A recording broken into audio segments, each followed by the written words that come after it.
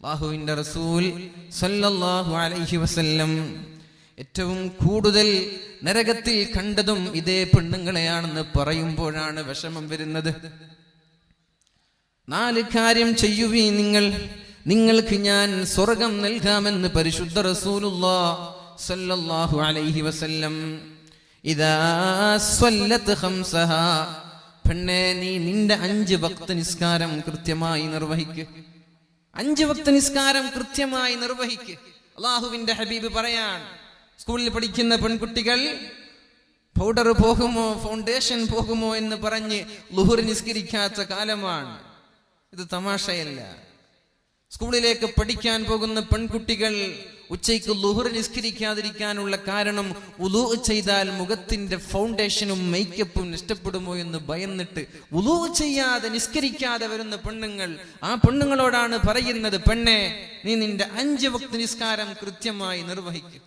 ഇദാ സ്വല്ലത്ത് ഖംസഹാ, 5 വക്ത് നിസ്കാരം കൃത്യമായി നീ നിർവഹിച്ചാൽ, വസ്വാമത്ത് ശഹ്റഹാ, പരിശുദ്ധമായ റമളാൻ മാസം നോമ്പ് പിടിച്ചാൽ.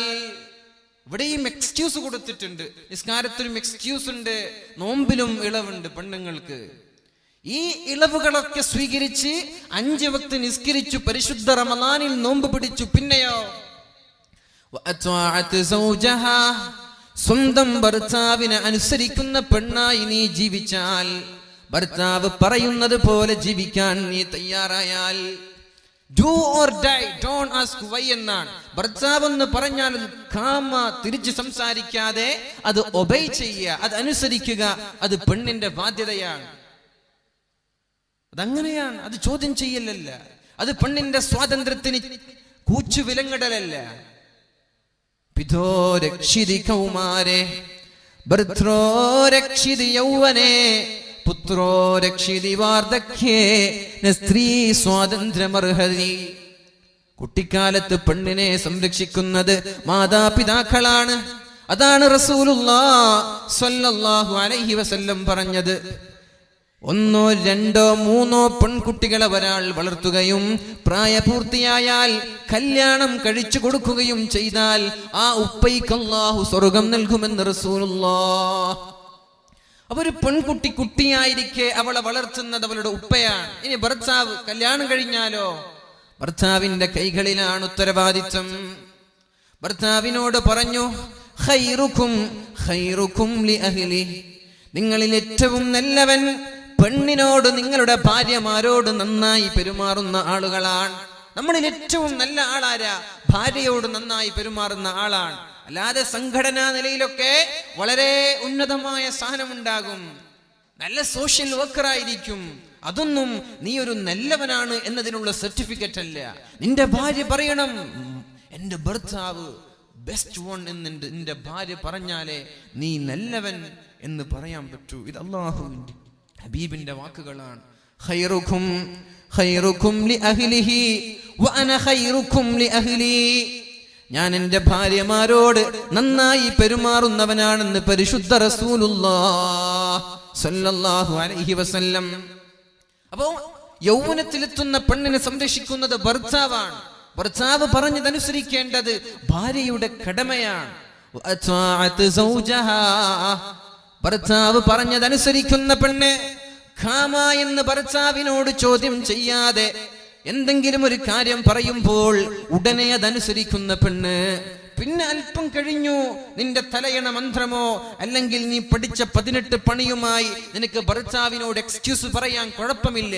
പക്ഷേ ഭർത്താവ് നിന്നോടൊരു കാര്യം ചെയ്യാൻ പറഞ്ഞാൽ നീ ഓൺ ദി സ്പോട്ട് തർക്കിച്ച് കയറല്ല, എനിക്ക് പറ്റൂല എന്ന് പറയല്ല. നിങ്ങൾ വേണമെങ്കിൽ ചെയ്തോ, എന്നോട് പറയല്ല എന്ന് പറയരുത്. അങ്ങനെ നമ്മുടെ പെണ്ണുങ്ങളൊക്കെ ആയി മാറിയോ എന്ന് ഞാൻ അത്ഭുതപ്പെടുകയാണ്. സമ്പത്തും പഠനവും അതേപോലെ കുടുംബത്തിന്റെ സ്റ്റാറ്റസ് ഒക്കെ ഭർത്താവിനെ ചോദ്യം ചെയ്യാനുള്ള മാനദണ്ഡമായി ഇന്ന് മാറിയിട്ടുണ്ടോ എന്ന് ഞാൻ ചിന്തിച്ചു പോവുകയാണ്. പെണ്ണെ, നിന്റെ നാശം നീ ഭർത്താവിനെ ധിക്കരിക്കലോട് കൂടെ തുടങ്ങുകയാണ്. ഭർത്താവിനെ അനുസരിച്ചാൽ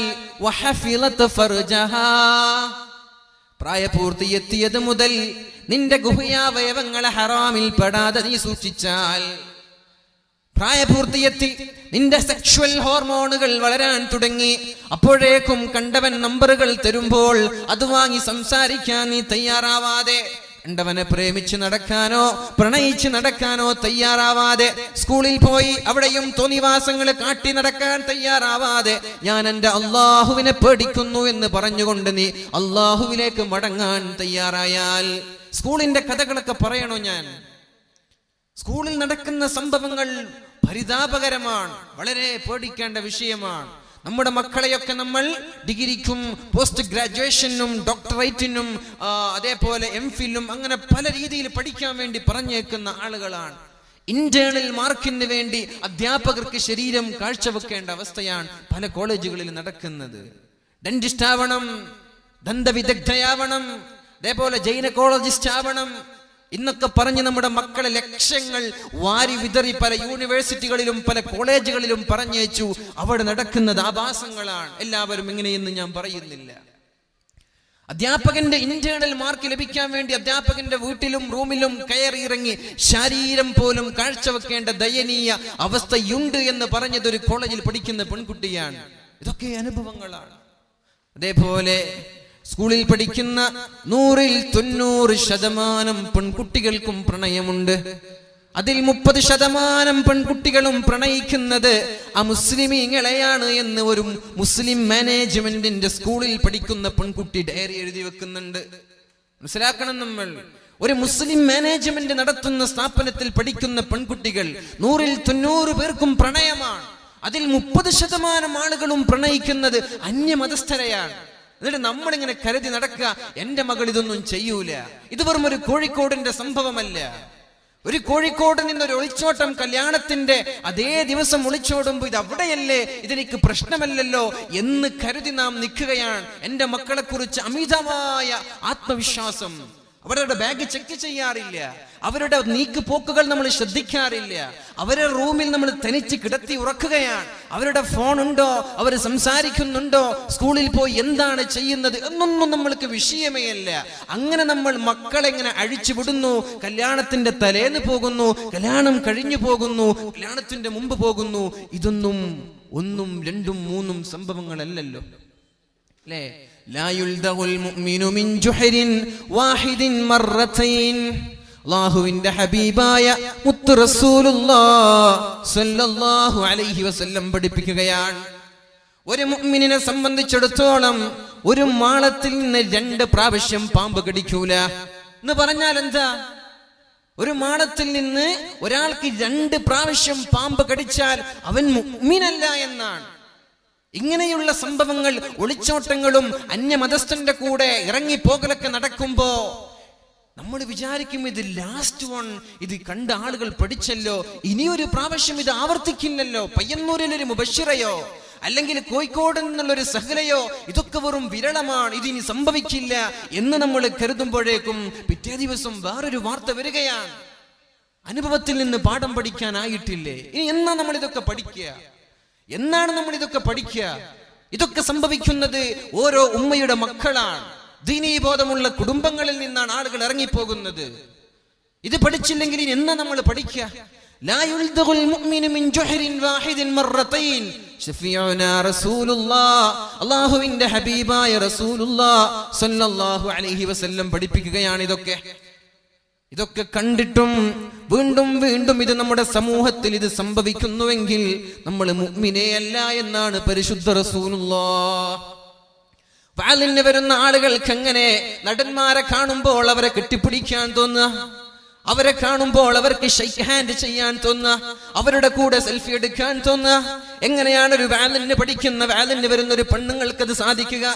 കുന്തും ഖൈറ ഉമ്മ, നിങ്ങളാണല്ലോ ഏറ്റവും നല്ല സമൂഹമെന്ന് പരിശുദ്ധ ഖുർആൻ. ലോകത്തേക്ക് നിയോഗിക്കപ്പെട്ട ഏറ്റവും ഉത്കൃഷ്ടമായ സമൂഹമാണ് നിങ്ങളെന്ന് അല്ലാഹു തആല പരിശുദ്ധമായ ഖുർആനിൽ പറഞ്ഞ നമ്മൾ സമൂഹത്തിന് അപമാനമുണ്ടാക്കല്ല, സമൂഹത്തിന്റെ പേര് നമ്മൾ ദോഷം വരുത്തല്ല. നമ്മളായിട്ട് നമ്മുടെ ദീനിനൊരു നന്മ പോലും ചെയ്യാൻ സാധിക്കുന്നില്ലെങ്കിൽ നമ്മൾ അതിനൊരു കോട്ടം ഉണ്ടാക്കാൻ ശ്രമിക്കല്ല. നമ്മൾ കാരണം ഒരു കോട്ടം പോലും നമ്മുടെ സമൂഹത്തിനോ നമ്മുടെ ദീനിനോ ഉണ്ടാവാൻ പാടില്ല എന്നൊരു പ്രതിജ്ഞ എടുക്കണ്ടേ നമ്മളൊക്കെ. ഹൈദരി ഫഖർ ഹേ, ഹൈദരി ഫഖർ ഹേ, ന ദൗലത്തെ ഉസ്മാനി ഹേ. മഹാനായ അലി ഇബ്നു അബീ ത്വാലിബ് റളിയല്ലാഹു അൻഹുവിനുണ്ടായിരുന്ന ആ ഒരു പട്ടിണി നിങ്ങൾക്കുണ്ടായോ? ഹൈദരി ഫഖർ ഹേ, ന ദൗലത്തെ ഉസ്മാനി ഹേ.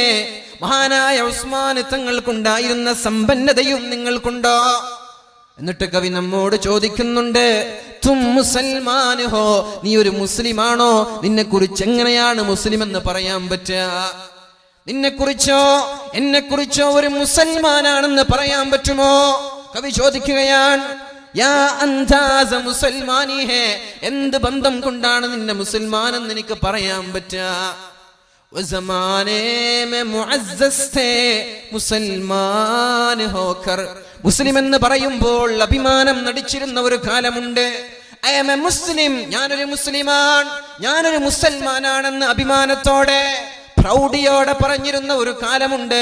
ഇന്ന് മുസ്ലിം എന്ന് പറയുമ്പോൾ പേടി തോന്നുകയാണ്. എന്തേ കാരണം? കവി തന്നെ നമ്മോട് പഠിപ്പിക്കുന്നുണ്ട്.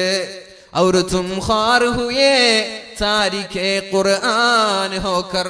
നീ പരാജയപ്പെടാനും നീ തോറ്റുപോവാനും നിന്റെ സംസ്കാരങ്ങൾ നഷ്ടപ്പെടാനും നിന്റെ സ്വാഭിമാനം നഷ്ടപ്പെടാനും കാരണം ഒന്നേ ഒന്ന് മാത്രം. ഔർ തും ഖാർ ഹുയേ താരിഖേ ഖുർആൻ ഹോക്കർ. പരിശുദ്ധമായ ഖുർആനിന്റെ ആശയങ്ങളെ നീ വലിച്ചെറിഞ്ഞപ്പോ, പരിശുദ്ധമായ ദീനിന്റെ സംസ്കാരങ്ങളെ നീ വളച്ചൊടിക്കാൻ ശ്രമിച്ചപ്പോ, വാലിന്റെ സദസ്സുകളെ നീ പുച്ഛിക്കാൻ തുടങ്ങിയപ്പോൾ നിന്റെ സംസ്കാരം നഷ്ടപ്പെട്ടു, നിന്റെ അഭിമാനം നഷ്ടപ്പെട്ടു.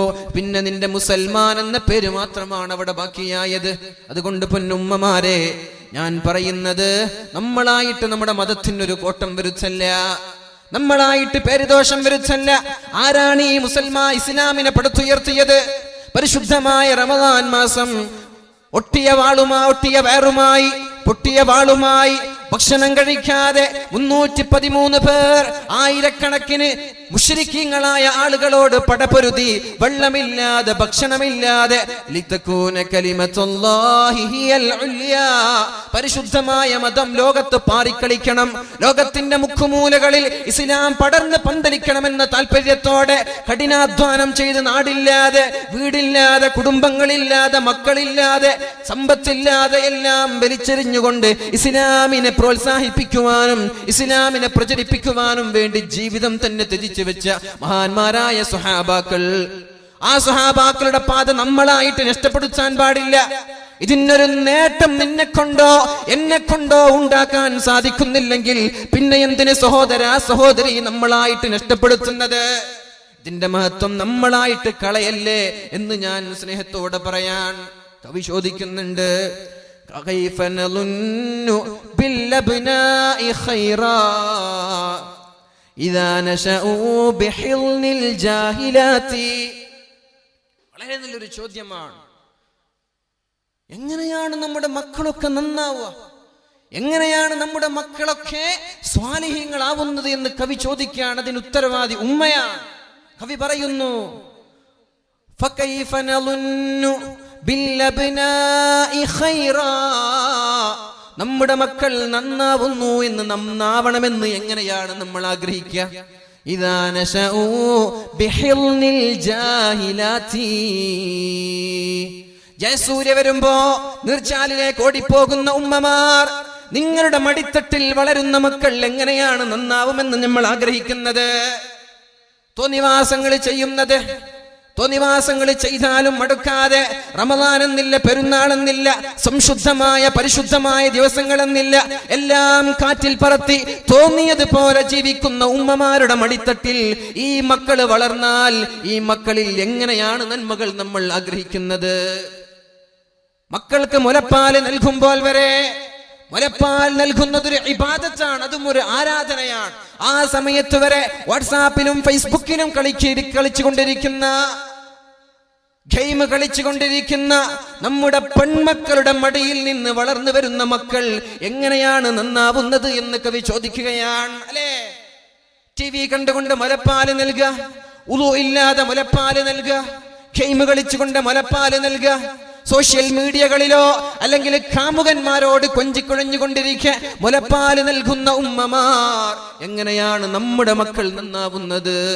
കവി ചോദിക്കുന്നുണ്ട്, വഹൽ യുർജാലി അത്ഫാലിൻ സ്വലാഹു, നിങ്ങൾക്ക് പ്രതീക്ഷയുണ്ടോ ഈ മക്കൾ നന്നാവുമെന്ന്? വഹൽ യുർജാലി അത്ഫാലിൻ സ്വലാഹു, ഈ മക്കൾ നന്നാവുമെന്ന് നിങ്ങൾക്ക് തോന്നുന്നുണ്ടോ?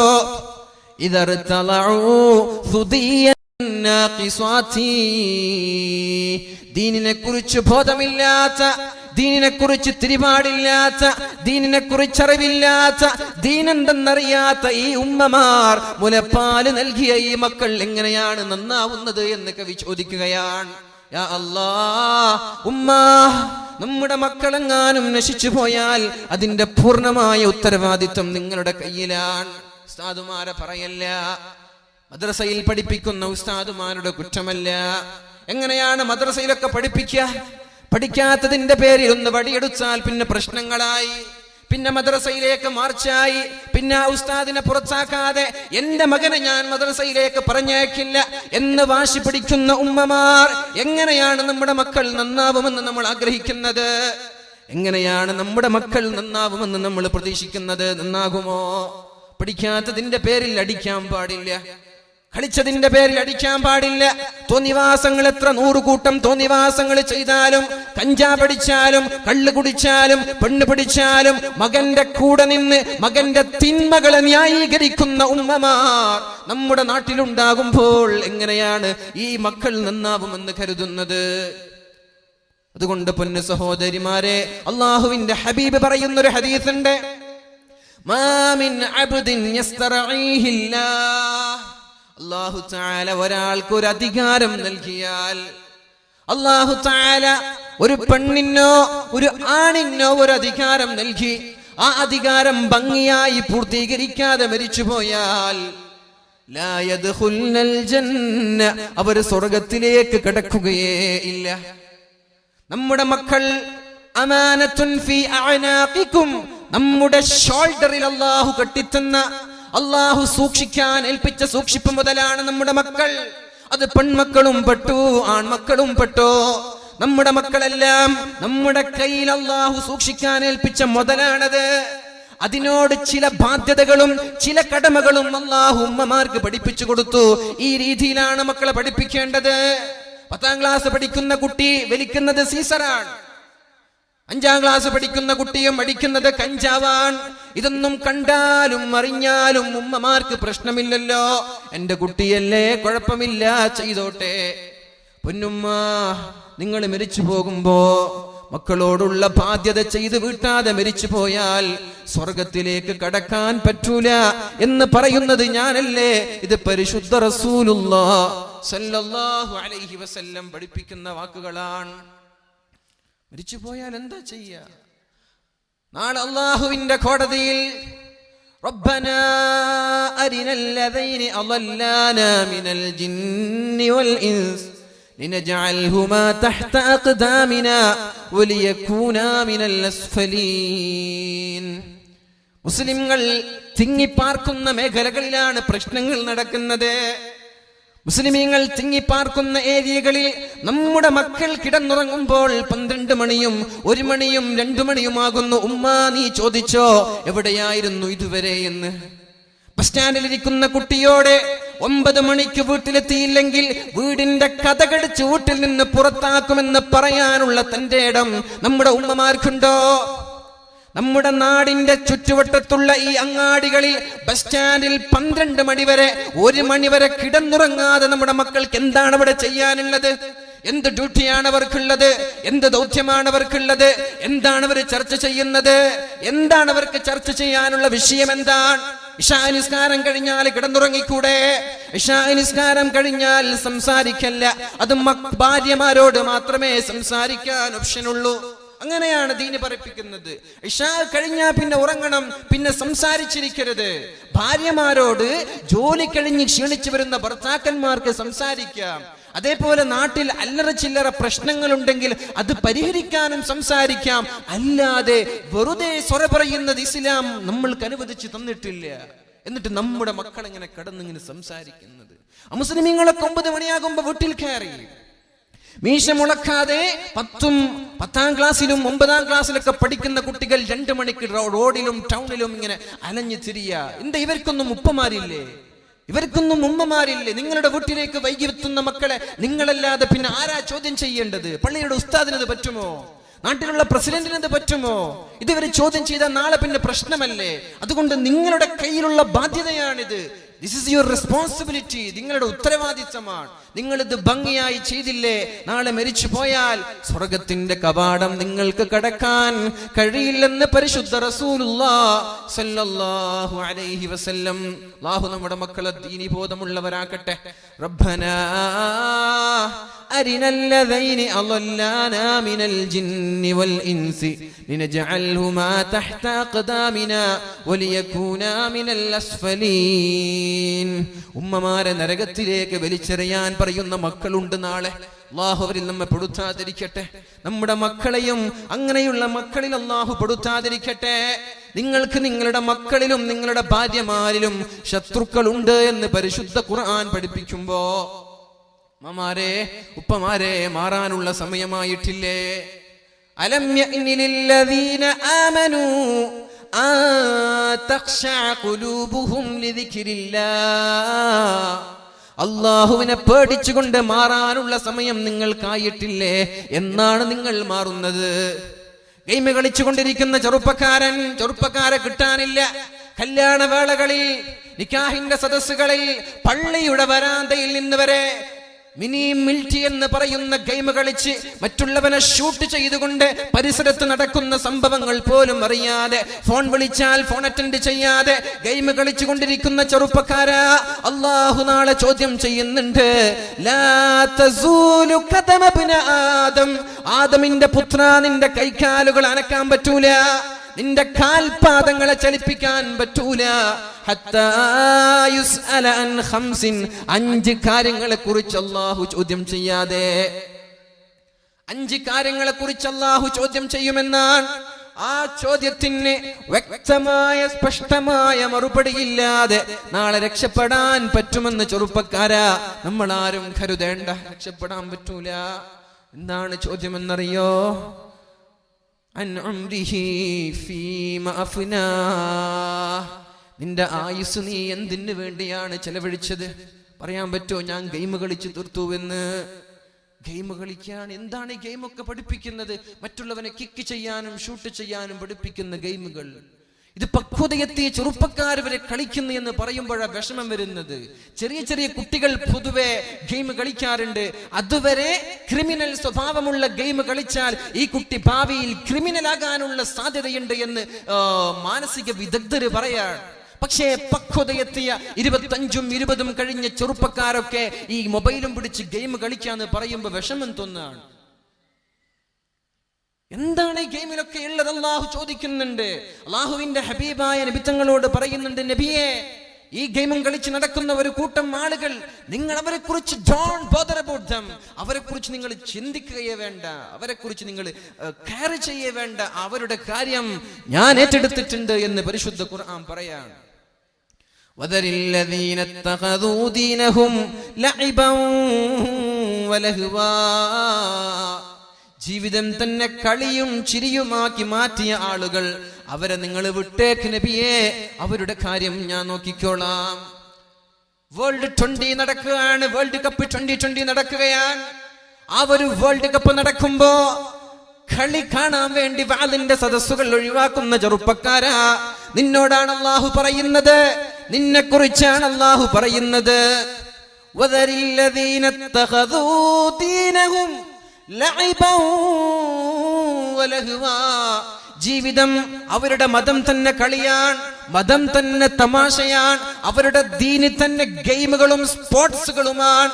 അങ്ങനെയുള്ള ആളുകളെ കണ്ടാൽ നബിയെ നിങ്ങൾ അവരെ കുറിച്ച് ശ്രദ്ധിക്കുകയേ വേണ്ട. നിങ്ങൾ അവോയ്ഡ് ചെയ്യണം, അവരെ മൈൻഡ് ചെയ്യല്ല. ദുനിയാവിന്റെ ഐഹികമായിട്ടുള്ള സുഖങ്ങൾ അവരെ വഞ്ചിച്ച് കളഞ്ഞിട്ടുണ്ട് നബിയേ. സോഷ്യൽ മീഡിയകളിലും വാട്സാപ്പിലും ഗെയിമിലുമൊക്കെ സമയം ചെലവഴിക്കുന്ന ചെറുപ്പക്കാരാ, അല്ലാഹു നാളെ നമ്മോട് ചോദിക്കാൻ പോകുന്ന ചോദ്യമുണ്ട്.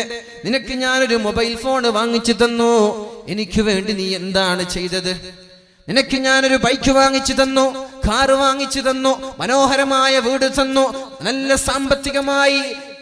സാമ്പത്തികമായി അഭിവൃദ്ധിയുള്ള ജോലി തന്നു. പക്ഷേ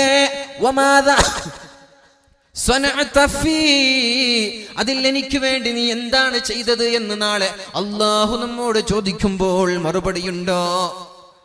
24 മണിക്കൂറിൽ ഒരു 10 മണിക്കൂറോളം ഗെയിമിന് വേണ്ടി, കളിക്ക് വേണ്ടി ചെലവഴിക്കുന്ന ചെറുപ്പക്കാരാ, 1 മണിക്കൂർ പരിശുദ്ധമായ ഖുർആൻ പാരായണം ചെയ്യാൻ നമ്മൾ തയ്യാറായിട്ടുണ്ടോ? ഉണ്ടോ? ഖുർആൻ ഓതാറുണ്ടോ?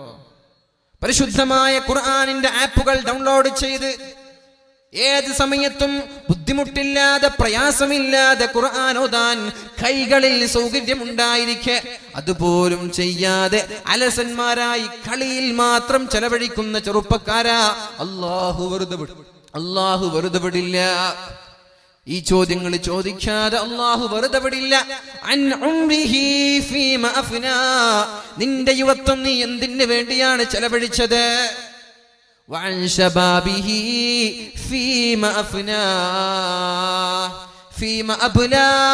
നിന്റെ യുവത്വം നീ എന്തിന് ചെലവഴിച്ചു? ഒന്നാമത്തെ ചോദ്യം നിന്റെ ആയുസ്സിനെ കുറിച്ചാണെങ്കിൽ, രണ്ടാമത്തെ ചോദ്യം അല്ലാഹു ചോദിക്കുന്നത് നിന്റെ യുവത്വത്തെ കുറിച്ചാണ്. 15 വയസ്സ് മുതൽ നിന്റെ മരണം വരെയുള്ള ഓരോ സെക്കൻഡുകളെ കുറിച്ച്, ഓരോ മിനിറ്റുകളെ കുറിച്ച്, ഓരോ ദിവസങ്ങളെ കുറിച്ച് അല്ലാഹു ചോദിക്കും. ഈ സെക്കൻഡിൽ നീ എന്താണ് ചെയ്തത്? ഇപ്പോഴെന്താണ് ചെയ്തത്? ഇന്ന സമയത്ത് എന്താണ് ചെയ്തത്? അതിന്റെ മറുപടി കഴിഞ്ഞാൽ രണ്ടാമത്തെ ക്വസ്റ്റ്യൻ വരുന്നത് നിന്റെ യുവത്വം നീ എങ്ങനെ ചെലവഴിച്ചു എന്നാണ്. 15 വയസ്സ് മുതൽ 40 വയസ്സ് വരെയുള്ള കാലയളവ് എങ്ങനെ നീ അല്ലാഹുവിന് വേണ്ടി ചെലവഴിച്ചിട്ടുണ്ടോ? മഹാനായ ഇബ്രാഹിം നബി അലൈഹിസ്സലാം തന്റെ താടിരോമം ഒന്ന് നരച്ചു വന്നപ്പോൾ ആ താടിരോമം പിടിച്ചുകൊണ്ട് പറഞ്ഞൊരു വാക്കുണ്ട്, അൽഹംദുലില്ലാഹ്, അല്ലാഹുവേ സർവസ്തുതിയും നിനക്കാണ് റബ്ബേ. എന്റെ ജീവിതത്തിൽ, എന്റെ യുവത്വത്തിൽ എന്റെ കണ്ണിന്റെ കണ്ണിമ വെട്ടുന്ന തെറ്റുപോലും ജീവിതത്തിൽ വന്നിട്ടില്ലല്ലോ. അൽഹംദുലില്ലാഹ്. ആര് പറഞ്ഞു? മഹാനായ ഇബ്രാഹിം നബി അലൈഹിസ്സലാം 40 വയസ്സായി ചാടിരോമമൊന്ന് നിരക്കാൻ തുടങ്ങുമ്പോൾ പറഞ്ഞതാണ്, ഒരു കണ്ണിമ വെട്ടുന്ന തെറ്റുപോലും എന്റെ ജീവിതത്തിൽ വന്നു പോയിട്ടില്ലല്ലോ. ഇത് പറയാൻ നമ്മൾക്ക് സാധിക്കുമോ ചെറുപ്പക്കാരാ? ജീവിതത്തിൽ ഒരു ദിവസമെങ്കിലും തെറ്റ് ചെയ്യാതെ നമ്മളിൽ നിന്ന് കടന്നു പോയിട്ടുണ്ടോ? ജീവിതത്തിൽ ഒരു മിനിറ്റ് പോലും തെറ്റില്ലാതെ ജീവിതത്തിൽ കടന്നു പോയിട്ടുണ്ടോ? അല്ലാഹു നമ്മൾക്ക് പുറത്തു തരുമാറാവട്ടെ. അല്ലാഹു നമ്മുടെ സകലമായ പാപങ്ങളും പുറത്തു തരുമാറാവട്ടെ. ഏതായാലും ഇനിയുള്ള കാലം തോന്നിവാസങ്ങൾക്ക് മാറ്റിവെക്കാതെ, മൊബൈൽ ഫോണിലുള്ള ഗെയിമുകൾ ഡിലീറ്റ് ചെയ്ത്, തോന്നിവാസങ്ങളൊക്കെ മാറ്റിവെച്ച് അല്ലാഹുവിന് വേണ്ടി ജീവിക്കാൻ തയ്യാറാവണം. ഒരു അടിമ എങ്ങനെയാണോ മരിച്ചു പോകുന്നത് അതേപോലെയാണ് നാളെ പുനർജനിക്കുന്നത് എന്ന് പരിശുദ്ധ റസൂലുള്ളാഹി സ്വല്ലല്ലാഹു അലൈഹി വസല്ലം. എങ്ങനെയാണ് നമ്മൾ മരിച്ചു പോവാൻ? ഇങ്ങനെ തോന്നിവാസം ചെയ്ത്, വ്യഭിചാരം ചെയ്ത്, കഞ്ചാവടിച്ച്, സിസർ വലിച്ച്, കള്ള് കുടിച്ച്, തൗബയൊന്നും ചെയ്തില്ല, അങ്ങനെ മരിച്ചു പോയാൽ അതേ കള്ള് കുടിയനായിട്ടാണ് അല്ലാഹു നാളെ പുനർജനിപ്പിക്കുന്നത്. മഅദല്ലാഹ്. വ്യഭിചാരിയായി തൗബ ചെയ്തിട്ടില്ല, കണ്ട പെണ്ണിനോട് സംസാരിച്ച് നടക്കാൻ തൗബ ചെയ്തിട്ടില്ല, അങ്ങനെ മരിച്ചുപോയി എങ്കിൽ നിന്നെ നാളെ അല്ലാഹു പുനർജനിപ്പിക്കുന്നത് വ്യഭിചാരിയായിട്ടാണ്. അതുകൊണ്ട് തൗബ പെട്ടെന്ന് ചെയ്യണം. അല്ലാഹു നമ്മൾക്ക് തൗഫീഖ് ചെയ്യട്ടെ. അല്ലാഹു നമ്മുടെ പാപങ്ങളൊക്കെ പുറത്തു തരുമാറാവട്ടെ. എന്താണ് തൗബ എന്ന് പറഞ്ഞാൽ? ഒരുപാട് പ്രയാസമുള്ള കാര്യമല്ലല്ലോ അത്. ഇന്നല്ലാഹ യബ്സുതു യദഹു, അല്ലാഹു അവന്റെ കരങ്ങളെ നീട്ടിവെക്കുന്നുണ്ട്. ലിയതൂബ മുസീഉൻ നഹാർ, രാത്രിയിൽ അല്ലാഹു കൈ നീട്ടിയിരിക്കുന്നത് പകലിൽ നമ്മൾ ചെയ്തു പോയ പാപങ്ങൾ അല്ലാഹുവിനോട് ഒരാൾ ദുആ ചെയ്യുമ്പോ അത് പുറത്തു കൊടുക്കാൻ വേണ്ടി കാത്തിരിക്കുന്നുണ്ടെന്ന് റസൂലുള്ളാഹി സ്വല്ലല്ലാഹു അലൈഹി വസല്ലം. യബ്സുതു യദഹു ഫിൽ ലൈൽ, രാത്രിയിൽ കൈ നീട്ടിയിരിക്കുകയാണ്. എന്തിന്? ലിയതൂബ മുസീഉൻ നഹാർ, പകലിൽ ആരൊക്കെ തെറ്റ് ചെയ്യുന്നുണ്ട് അവരൊന്നും എന്നോട് ചോദിക്കട്ടെ, ഞാൻ പുറത്തു കൊടുക്കാൻ തയ്യാറാണ്. അല്ലാഹു കാത്തിരിക്കുകയാണ്. നമ്മൾ എന്നിട്ടും ചോദിക്കുന്നില്ല. നമ്മള് ചോദിച്ചിട്ടും 1000 ചോദിച്ചാൽ 10 തരുന്ന ആളുടെ പിന്നാലെയാണ്. ലക്ഷങ്ങൾ ചോദിച്ചാൽ 1000 കൊടുക്കുന്ന ആളുകളുടെ പിന്നാലെയാണ്. 10 ചോദിക്കുമ്പോ 1000 തരുന്ന റബ്ബിനെ നമ്മൾക്ക് വേണ്ട. ഉദ്ഉനി അസ്തജിബ് ലക്കും, നിങ്ങൾ എന്നോട് ദുആ ചെയ്യുവീൻ, ഞാൻ നിങ്ങൾക്ക് ഉത്തരം നൽകാമെന്ന്. വനഹ്നു അഖറബു ഇലൈഹി മിൻ ഹബ്ലിൽ വരീദ്, അവന്റെ കണ്ടനാളിയേക്കാളും അവനിലേക്ക് അടുത്തവനാണ് ഞാൻ. ഇന്നല്ലാഹ യബ്സുതു യദഹു ഫിൻ നഹാർ, പകലിൽ അല്ലാഹു കൈനീട്ടിയിരിക്കുന്നത് രാത്രികളിൽ ചെയ്ത തെറ്റിന് അല്ലാഹുവിനോട് തൗബ ചെയ്യുന്ന ആളുകൾക്ക് പുറത്തു കൊടുക്കാൻ വേണ്ടിയാണ്. ചുരുക്കി പറഞ്ഞാൽ അല്ലാഹു അവന്റെ കരങ്ങൾ ഇങ്ങനെ നീട്ടിക്കൊണ്ട് കാത്തിരിക്കുന്നുണ്ട്. തെറ്റ് ചെയ്ത ആളുകളൊക്കെ ഒന്ന് തൗബ ചെയ്ത് മടങ്ങാൻ വേണ്ടി അല്ലാഹു നമ്മൾക്ക് അവസരം തരികയാണ്. എല്ലാ ദിവസവും കടൽ അല്ലാഹുവിന്റെ സമീപത്തേക്ക് ചെല്ലുന്നു, സമുദ്രങ്ങളെല്ലാം അല്ലാഹുവിന്റെ സമീപത്തേക്ക് ചെല്ലുന്നു. എന്നിട്ട് അല്ലാഹുവിനോട് പറയുന്നു, യാ റബ്ബി ദഅനി, എന്റെ റബ്ബേ എന്നെ വിടണം, ഞാൻ ഈ തോന്നിവാസികളായ താന്തോന്നികളായ ആളുകളെ കൊന്നുകളയട്ടെ, മുക്കിക്കളയട്ടെ. കടലിന്റെ തിരമാലകൾ സുനാമി കണക്കെ 120-200 കിലോമീറ്റർ പെർ ഹവർ വേഗത്തിൽ സഞ്ചരിക്കുന്ന ഭീമാകാരമായ തിരമാലകളായി, സുനാമികളായി, വെള്ളപ്പൊക്കമായി ഞാൻ മുസ്ലിമീങ്ങളായ ആളുകളെ ഒന്നടങ്കം നശിപ്പിക്കട്ടെ. എന്റെ കാരണം എന്നറിയോ? അഖല മിൻ റിസ്ഖിക വലം യശ്കുറുക, നിന്റെ ഭക്ഷണമാണ് അവർ കഴിക്കുന്നത്, പക്ഷേ നിനക്ക് നന്ദി ചെയ്യുന്നില്ല. നിന്റെ ഭക്ഷണം കഴിക്കാൻ, നീ നൽകിയ ആരോഗ്യം, നീ നൽകിയ സമ്പത്ത്, ഇതൊക്കെ നമ്മൾ സുഖിച്ച് അടിച്ചു പൊളിച്ച് ജീവിച്ചിട്ട് അല്ലാഹുവിന് ശുക്ർ ചെയ്യാൻ നമ്മൾ തയ്യാറല്ല. അല്ലാഹുവിന്റെ റസൂൽ സല്ലല്ലാഹു അലൈഹി വസല്ലം പറഞ്ഞ വാക്കുകൾ ഓർമ്മയുണ്ടല്ലോ. ഏതെങ്കിലും ഒരു പെണ്ണോ ഏതെങ്കിലും ഒരാണോ അന്യ പുരുഷന്റെയോ അന്യ സ്ത്രീയുടെയോ ഷോൾഡറിൽ ഒന്ന് തട്ടി, അത് വികാരമുണ്ടാവട്ടെ വികാരമില്ലാതായിക്കട്ടെ, അങ്ങനെ തട്ടുന്നതിനേക്കാളും അവന് ഭേദം ചളിയിൽ കാഷ്ടം കടിച്ചുകൊണ്ടിരിക്കുന്ന പന്നിയെ കെട്ടിപ്പിടിക്കലാണെന്ന് മുത്തു റസൂലുള്ളാഹി സ്വല്ലല്ലാഹു അലൈഹി വസല്ലം. പിന്നെ എങ്ങനെയാണ് തൊട്ടുരുമ്മി നിൽക്കാനും തൊട്ടുരുമ്മി നടക്കാനും നമ്മൾക്ക് കഴിയുന്നത്, നമ്മൾക്ക് ധൈര്യം വരുന്നത്? ഇതൊക്കെ അല്ലാഹുവിന്റെ ഹബീബിന്റെ വചനങ്ങളല്ലേ? ഇതൊക്കെ അല്ലാഹുവിന്റെ ഹബീബ് പഠിപ്പിച്ച വാക്കുകളല്ലേ? ഇതിനെ തിരസ്കരിക്കാൻ നമ്മൾക്ക് പറ്റുമോ? ഇത് ഇല്ല എന്ന് പറയാൻ പറ്റുമോ? ഇതിനെ ഇതിനെ തടയാൻ നമ്മൾക്ക് പറ്റുമോ? ഇല്ലല്ലോ. ഇതൊക്കെ സംഭവിച്ചു കൊണ്ടിരിക്കെ ഓരോ ആളുകളും അല്ലാഹുവിന്റെ സൃഷ്ടികൾ വന്നുകൊണ്ട് അല്ലാഹുവിനോട് പറയുന്നുണ്ട്, യാ റബ്ബ്, എന്റെ റബ്ബേ എന്നെ വിടണം, ഞാൻ ഈ മനുഷ്യന്മാരെ നിന്റെ സമ്പത്ത് ഉപയോഗിച്ച്, നിന്റെ ആരോഗ്യം ഉപയോഗിച്ച്, നീ നൽകിയ ഭക്ഷണം ഉപയോഗിച്ച്, എല്ലാ സുഖങ്ങളും ആസ്വദിച്ച് ജീവിച്ച് നിനക്ക് വേണ്ടി ശുക്ർ ചെയ്യാനോ പരിശുദ്ധമായ ഖുർആനിന്റെ ആയത്തുകൾ ഓതാനോ തയ്യാറാവാത്ത ഇവരെ ഞാനൊന്ന് മുക്കിക്കളയട്ടെ അല്ലാഹ്. രണ്ടാമത് വരുന്നത് പർവ്വതങ്ങളാണ്. പർവ്വതങ്ങൾ ഒരുമിച്ച് കൂടുന്നു, എന്നിട്ട് വരുന്നു, യാ റബ്ബ് ദഅനി, അല്ലാഹുവേ എന്നെയും വിടണം, ഞാൻ അവരെ കഷ്ണങ്ങളായി അവരുടെ ശരീരത്തിൽ മറിഞ്ഞു വീണ് ഞാൻ നശിപ്പിക്കട്ടെ. ആകാശങ്ങൾ അല്ലാഹുവിനോട് പറയുന്നു, യാ റബ്ബി ദഅനി, എന്റെ റബ്ബേ എന്റെ രക്ഷിതാവേ എന്നെ വിടണം, കഷ്ണങ്ങളായി ആകാശങ്ങളിൽ നിന്ന് തീക്കാറ്റുകളും ഇടികളും തീകഷ്ണങ്ങളും തീഗോളങ്ങളും ഇവരുടെ ശരീരത്തിലേക്ക് പതിപ്പിച്ചുകൊണ്ട് ഞാൻ ഇവരെ നശിപ്പിക്കട്ടെ അല്ലാഹ്. ഭൂമി ചോദിക്കുകയാണ്, അല്ലാഹുവേ ഇവരെയൊക്കെ ഞാൻ വിഴുങ്ങിക്കൊണ്ട് കളയട്ടെ എന്ന്. എല്ലാ ദിവസവും ഈ സകലമാന പ്രതിഭാസങ്ങളും അല്ലാഹുവിന്റെ മുമ്പിൽ ചെല്ലുന്നുണ്ട്. അല്ലാഹു പറയുന്ന മറുപടി അറിയോ? ദഅനീ വ മഖ്ലൂഖാതി യാ മഖ്ലൂഖാതി, എന്റെ സൃഷ്ടികളെ, പർവ്വതമേ, സമുദ്രമേ, ആകാശമേ, ഭൂമിയെ, നിങ്ങളാണോ ഈ മനുഷ്യന്മാരെ സൃഷ്ടിച്ചതല്ലല്ലോ, ഞാനല്ലേ.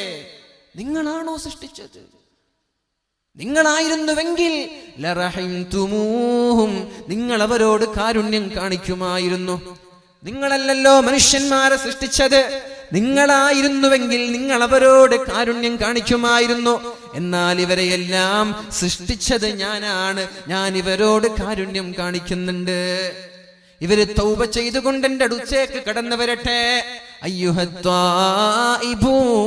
മർഹബൻ ബിക്കും, നിങ്ങൾ തൗബ ചെയ്ത് ഇങ്ങോട്ട് വരൂ, നിങ്ങളെ സ്വീകരിക്കാൻ ഞാൻ തയ്യാറാണെന്ന് പരിശുദ്ധ റസൂലുള്ളാഹ് സല്ലല്ലാഹു അലൈഹി വസല്ലം. അതുകൊണ്ട് തൗബ ചെയ്ത് അല്ലാഹുവിലേക്ക് മടങ്ങണം. അസ്തഗ്ഫിറുല്ലാഹൽ അലീം, അസ്തഗ്ഫിറുല്ലാഹൽ അലീം, അസ്തഗ്ഫിറുല്ലാഹൽ അലീം ചൊല്ലിക്കൂടെ? അല്ലാഹുവേ, ഇനി ഞാൻ തെറ്റ് ചെയ്യില്ലെന്ന് ഒന്ന് പ്രതിജ്ഞയെടുത്തുകൂടെ? ഇനി ഞാൻ തോന്നിവാസങ്ങൾക്കില്ല, ഇനി ഞാൻ തെറ്റുകൾക്കില്ല, ഇനി ഞാൻ പ്രണയങ്ങൾക്കില്ല, ഇനി ഞാൻ കള്ള് കുടിക്കാനോ സിസർ വലിക്കാനോ കഞ്ചാപടിക്കാനോ ഞാനില്ല റബ്ബേ. നിന്റെ വിളികൾക്കുത്തരം നൽകാൻ ഞാനിതാ തയ്യാറായിട്ടുണ്ട് റബ്ബേ എന്ന് പറഞ്ഞുകൊണ്ട് അല്ലാഹുവേ, ഞാനിതാ നന്നായിരിക്കുകയാണ്. കഴിഞ്ഞുപോയ പാപങ്ങളെ നീ പുറത്തു തരണേ അല്ലാഹ്. ഇനിയുള്ള കാലം ഞാൻ തെറ്റ് ചെയ്യില്ല റബ്ബേ എന്ന് പറഞ്ഞുകൊണ്ടൊരു 100 ഇസ്തിഗ്ഫാർ ചൊല്ലിക്കൂടെ? മഹാനായ ഉമർ ഇബ്നു അബ്ദുൽ അസീസ് റളിയല്ലാഹു അൻഹു ലോകം കണ്ട പ്രശസ്തനായ ഭരണാധികാരിയാണ്. അദ്ദേഹം ലോകത്തോട് വിട പറഞ്ഞു പോയി. അദ്ദേഹത്തിന്റെ സ്വപ്നം കാണുകയാണ് അദ്ദേഹത്തിന്റെ സുഹൃത്ത്. അദ്ദേഹത്തോട് ചോദിച്ചു, നിങ്ങൾ ഒരുപാട് സൽക്കർമ്മം ചെയ്ത ആളുകളാണല്ലോ, കയ്യിലുണ്ടായിരുന്ന സമ്പത്തെല്ലാം ഇസ്ലാമിൽ ജീവിച്ചിരിക്കെ മുസ്ലിമീങ്ങളുടെ നന്മയ്ക്ക് വേണ്ടി, നാനോന്മുഖ പുരോഗതിക്ക് വേണ്ടി, പാവങ്ങളെ കല്യാണം കഴിച്ചു കൊടുക്കാൻ വേണ്ടി, പാവങ്ങളുടെ വിശപ്പകറ്റാൻ വേണ്ടി നിങ്ങളുടെ കൈകളിലുണ്ടായിരുന്ന സമ്പത്ത് നിങ്ങൾ ചെലവഴിച്ചിരുന്നുവല്ലോ. അതുപോലെ കാലാകാലം നോമ്പ് പിടിച്ചു നടന്ന ആളല്ലേ നിങ്ങൾ? കീറിത്തുന്നിയ വസ്ത്രങ്ങൾ ധരിച്ചു നടന്ന ആളല്ലേ നിങ്ങൾ? നിങ്ങളുടെ ഖബറിൽ നിങ്ങൾക്ക് ഏറ്റവും ഉപകാരമുള്ള അമൽ ഏതായിരുന്നു എന്ന് മഹാനായ ഉമർ ഇബ്നു അബ്ദുൽ അസീസ് റളിയല്ലാഹു അൻഹുവിനോട് ചോദിച്ചപ്പോ ഉമർ തങ്ങൾ പറഞ്ഞ മറുപടി അൽ ഇസ്തിഗ്ഫാർ, ഞാൻ ദുനിയാവിൽ ചെയ്ത അസ്തഗ്ഫിറുല്ലാഹ്, എന്റെ ജീവിതത്തിൽ ഞാൻ ചൊല്ലിയ ഇസ്തിഗ്ഫാർ എനിക്ക് വല്ലാതെ ഉപകാരം നൽകിയിട്ടുണ്ട്. അതുകൊണ്ട് വയസ്സന്മാരോടും ചെറുപ്പക്കാരോടും ചെറുപ്പക്കാരികളോടൊക്കെ നിങ്ങളുടെ ചുണ്ടുകൾ ചലിക്കട്ടെ. ചുങ്ങം തിന്നിട്ടല്ല നിങ്ങളുടെ ചുണ്ടുകൾ നനയേണ്ടത്, നിങ്ങളുടെ നാവുകൾ ചലിക്കേണ്ടത് ചുങ്ങം ചയച്ചിട്ടല്ല. എങ്ങനെ ചലിക്കണം?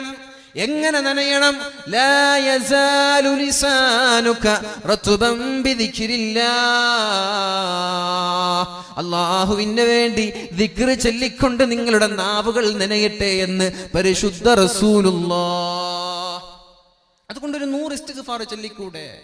അസ്തഗ്ഫിറുല്ലാഹൽ അലീം അവിടെ ഒരു 10 പ്രാവശ്യം ചൊല്ലി എല്ലാവരും ഉഷാറായിട്ട്. അസ്തഗ്ഫിറുല്ലാഹൽ അലീം. എണീറ്റിക്കണം, ആണുങ്ങൾക്ക് എണീറ്റിക്കണം. ഒന്ന് എണീറ്റ് എന്നിട്ട് ഇരുന്നോളൂ. ഏതായാലും അസ്തഗ്ഫിറുല്ലാഹൽ അലീം. ഭർത്താവിനെ അനുസരിക്കുന്ന പെണ്ണ്, 5 വക്ത് നിസ്കരിക്കുന്ന പെണ്ണ്, അതേപോലെ നോമ്പ് പിടിക്കുന്ന പെണ്ണ്, ഈ പെണ്ണുങ്ങൾക്ക് അല്ലാഹു പറയുന്നത് ഉദ്ഖുലിൽ ജന്ന മിൻ അയ്യി അബ്വാബിൽ ജന്നതി ശിഅതി, സ്വർഗത്തിന് 8 കവാടങ്ങളാണ്. ആ 8 കവാടങ്ങളിൽ ഏത് വാതിലാ നിനക്ക് വേണ്ടത്, അതിലൂടെ നീ കടന്നു പോയിക്കോ എന്ന് പെണ്ണുങ്ങളോട് പറയുമെന്നാണ്. എന്താണ് ഡിമാൻഡ്? 4 കാര്യം ചെയ്താൽ മതി. ഓൺലി 4 കാര്യം. 4 കാര്യം ചെയ്യേ. ഇത് പെണ്ണുങ്ങൾക്ക് അല്ലാഹു നൽകുന്ന ഓഫറാണ്. പക്ഷേ ആണുങ്ങൾ ഇത് ചെയ്താൽ സ്വർഗത്തിൽ കിടക്കോ? 5 വക്ത് നിസ്കരിച്ചു, നോമ്പ് നോറ്റു, ഭാര്യ പറഞ്ഞതൊക്കെ അനുസരിച്ച് നടന്നു, ഗുഹ്യസ്ഥാനം സൂക്ഷിച്ചു, സ്വർഗത്തിൽ കിടക്കോ? ഇല്ല. ആണുങ്ങൾ 4000 കാര്യം ചെയ്താലും സ്വർഗത്തിൽ കിടക്കില്ല. പക്ഷേ പെണ്ണെ, നിനക്ക് അല്ലാഹു ഓഫർ നൽകുന്നു, നീ 4 കാര്യം ചെയ്യേ, നിന്നെ ഞാൻ സ്വർഗത്തിൽ കടത്താം. സ്വർഗത്തിൽ കടത്താമെന്ന് മാത്രമോ? ഉദ്ഖുലീ മിൻ അയ്യി അബ്വാബിൽ ജന്നതി ശിഅതി, സ്വർഗത്തിന്റെ ഏത് കവാടമാണോ നിനക്ക് വേണ്ടത്, ആ കവാടത്തിലൂടെ നീ കടന്നു പോയിക്കോ എന്ന് റസൂലുള്ളാഹ്. സിദ്ദീഖ് തങ്ങളോട് നബി തങ്ങൾ പറയുന്നുണ്ട്, സ്വഹാബാക്കളൊക്കെ ഒരുമിച്ച് കൂടിയ സദസ്സാണ്. അല്ലാഹുവിന്റെ ഹബീബ് പറഞ്ഞു, സ്വതക്ക കൊടുക്കുന്ന ആളുകൾ സ്വതക്കയുടെ കവാടത്തിലൂടെ സ്വർഗത്തിലേക്ക് പോകുമെന്ന്. നോമ്പ് പഠിക്കുന്ന ആളുകൾ റയ്യാൻ എന്ന് പറയുന്ന ഡോറിലൂടെ സ്വർഗത്തിലേക്ക് കിടക്കും. നിസ്കരിക്കുന്ന ആളുകൾ അതിന്റെ കവാടത്തിലൂടെ. അങ്ങനെ ഹജ്ജിനെ സ്നേഹിച്ച ആളുകൾ എന്തൊക്കെ നന്മയാണോ ആ നന്മകൾക്കനുസരിച്ച് ഓരോ കവാടം അവിടെ ഫിക്സ് ചെയ്ത് വെച്ചിരിക്കുകയാണ്. അപ്പോഴാണ് സിദ്ദീഖ് തങ്ങൾ ചോദിച്ചത്, യാ റസൂലല്ലാഹ്, അല്ലാഹുവിന്റെ ഹബീബേ, 8 കവാടങ്ങളിലൂടെയും കടക്കാൻ പറ്റുന്ന ആരെങ്കിലും ഉണ്ടോ നബിയേ? നിങ്ങൾ പറഞ്ഞത് നോമ്പ് ഇഷ്ടപ്പെട്ട ആളുകൾ അതിന്റെ കവാടത്തിലൂടെയാണ് എന്നല്ലേ? എന്നാൽ 8 കവാടത്തിലൂടെയും ഒരാൾക്ക് കടന്നു പോകണമെന്ന് ആഗ്രഹമുണ്ട്. അങ്ങനെ ആരെങ്കിലും ഉണ്ടോ? അല്ലാഹുവിന്റെ ഹബീബായ നബി തങ്ങൾ പറഞ്ഞു, വഅൻത മിൻഹും യാ സിദ്ദീഖ്. അങ്ങനെ ആർക്കെങ്കിലും പോകാൻ പറ്റുമെങ്കിൽ സിദ്ദീഖേ, അതങ്ങേക്ക് മാത്രമാണ്. ഈ ഒരു ഓഫറാണ് അല്ലാഹു തആല പെണ്ണുങ്ങൾക്ക് കൊടുത്തത്. ഉദ്ഖുലീ മിൻ അയ്യി അബ്വാബിൽ ജന്നത്തി ശിഅതി. ഏത് വാതിലാണോ നിനക്ക് വേണ്ടത് ആ വാതിലിലൂടെ നീ കടന്നു പോയിക്കോ എന്ന് റസൂലുള്ളാഹ്. ഇത്രയും സൗകര്യം നൽകിയ പെണ്ണ് അല്ലാഹുവിന്റെ ഹബീബ് പറയാൻ, അല്ലാഹുവിന്റെ ഹബീബ് പറയാൻ, നാളെ സ്വർഗത്തിലേക്ക് കടന്നു പോകുമ്പോ ഇസ്രാഈന്റെ രാത്രിയിൽ സ്വർഗത്തിലൂടെ നരകത്തിലൂടെ പരിശുദ്ധ റസൂലുള്ളാഹി സ്വല്ലല്ലാഹു അലൈഹി വസല്ലം ഇങ്ങനെ കടന്നു പോകുമ്പോ വറഅയ്തു അക്സറ അഹ്ലിഹൻ നിസാ, അതിലേറ്റവും കൂടുതൽ താമസിക്കുന്നത് സ്ത്രീകളാണ്. നരകത്തിന്റെ വക്കിലൂടെ സ്വർഗത്തിന്റെ വക്കിലൂടെ മുത്ത് റസൂലുള്ളാഹി സ്വല്ലല്ലാഹു അലൈഹി വസല്ലമ തങ്ങൾ കടന്നുപോയി. പക്ഷേ വറഅയ്തു അക്സറ അഹ്ലിഹൻ നിസാ, നരകത്തിൽ ഏറ്റവും കൂടുതൽ കിടക്കുന്നത് പെണ്ണുങ്ങളാണ്. ഏത് പെണ്ണുങ്ങൾ? 4 കാര്യം ചെയ്താൽ സ്വർഗം നൽകാമെന്ന് പറഞ്ഞ പെണ്ണുങ്ങളാണ് ഏറ്റവും കൂടുതൽ നരകത്തിൽ കിടക്കുന്നത്. അല്ലാഹു നമ്മുടെ ഭാര്യമാരെ രക്ഷപ്പെടുത്തട്ടെ. അല്ലാഹു നമ്മുടെ കുടുംബങ്ങളെ, മാതാപിതാക്കളെ രക്ഷപ്പെടുത്തട്ടെ. സ്വഹാബാക്കൾ ചോദിച്ചു, ബിമയാ റസൂലല്ലാഹ്, നബിയേ, എന്തേ സ്ത്രീകൾ ഇങ്ങനെ നരകത്തിൽ കിടക്കാൻ കാരണമായത്? റസൂലുള്ളാഹി സ്വല്ലല്ലാഹു അലൈഹി വസല്ലമ തങ്ങൾ പറഞ്ഞു, ബികുഫ്രിഹിന്ന, അവരുടെ നിഷേധം കൊണ്ടാണ് അവർ നരകത്തിൽ കിടക്കുന്നത്. നമ്മുടെ പെങ്ങന്മാർ, നമ്മുടെ ഭാര്യമാർ, നമ്മുടെ കുടുംബങ്ങൾ നരകത്തിലേക്ക് കടക്കാതിരിക്കൽ നമ്മുടെ ബാധ്യതയാണ്, സൂക്ഷിക്കേണ്ടത്. നമ്മുടെ പെങ്ങൾ നരകത്തിൽ കടക്കാൻ പാടില്ല. നമ്മുടെ ഭാര്യമാരും നമ്മുടെ മാതാപിതാക്കളും നമ്മുടെ മക്കളും കടക്കാൻ പാടില്ല. അതിനെന്ത് വേണം? അവരെ കൺട്രോൾ ചെയ്യേണ്ടത് ആണുങ്ങളായ നമ്മുടെ ബാധ്യതയാണ്. അല്ലാഹു നമ്മൾക്ക് ബോധം നൽകുമാറാവട്ടെ. ബികുഫ്രിഹിന്ന, അവരുടെ നിഷേധം കാരണമാണ് അവർ നരകത്തിലേക്ക് കടക്കുന്നത് എന്ന് പറഞ്ഞപ്പോ അല്ലാഹുവിന്റെ റസൂലിനോട് ചോദിച്ചു, യക്ഫുർന ബില്ലാഹ്, അല്ലാഹുവിനെ നിഷേധിക്കുന്ന ആളുകളാണോ നബിയേ? നമ്മുടെ പെണ്ണുങ്ങളാണല്ലോ വേദന ഫസ്റ്റ് വരുന്നത്. സാധേ ആണുങ്ങളില്ലെങ്കിൽ നിങ്ങൾ വിഷമിക്കേണ്ട, ഇഷ്ടംപോലെ പെണ്ണുങ്ങളുണ്ട് എന്നാണ് സംഘാടകർ പല സ്ഥലത്തും പറയാറ്. ഇവർ അല്ലാഹുവിനെ നിഷേധിക്കുമോ നബിയെ? അല്ലല്ല, ഇവർ അല്ലാഹുവിനെ നിഷേധിച്ചിട്ടില്ല. ഇവരെ നിഷേധിച്ചത് ആരെയാണ്? ഇവരുടെ ഭർത്താവിനെയാണ്.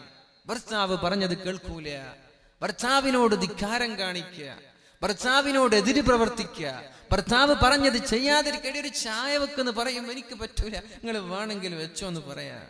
എന്റെ വസ്ത്രം അയൺ ചെയ്യണമെന്ന് പറയുമ്പേ എനിക്ക് പറ്റൂല, എനിക്ക് മക്കൾ നോക്കാനുണ്ട്, എനിക്ക് അടിച്ചു വാരാനുണ്ട്, എന്റെ പണി തന്നെ തീരുന്നില്ല, പിന്നെയല്ലേ നിങ്ങളുടെ ഒരു വസ്ത്രം പോയി പണി നോക്കെന്ന് പറയാ.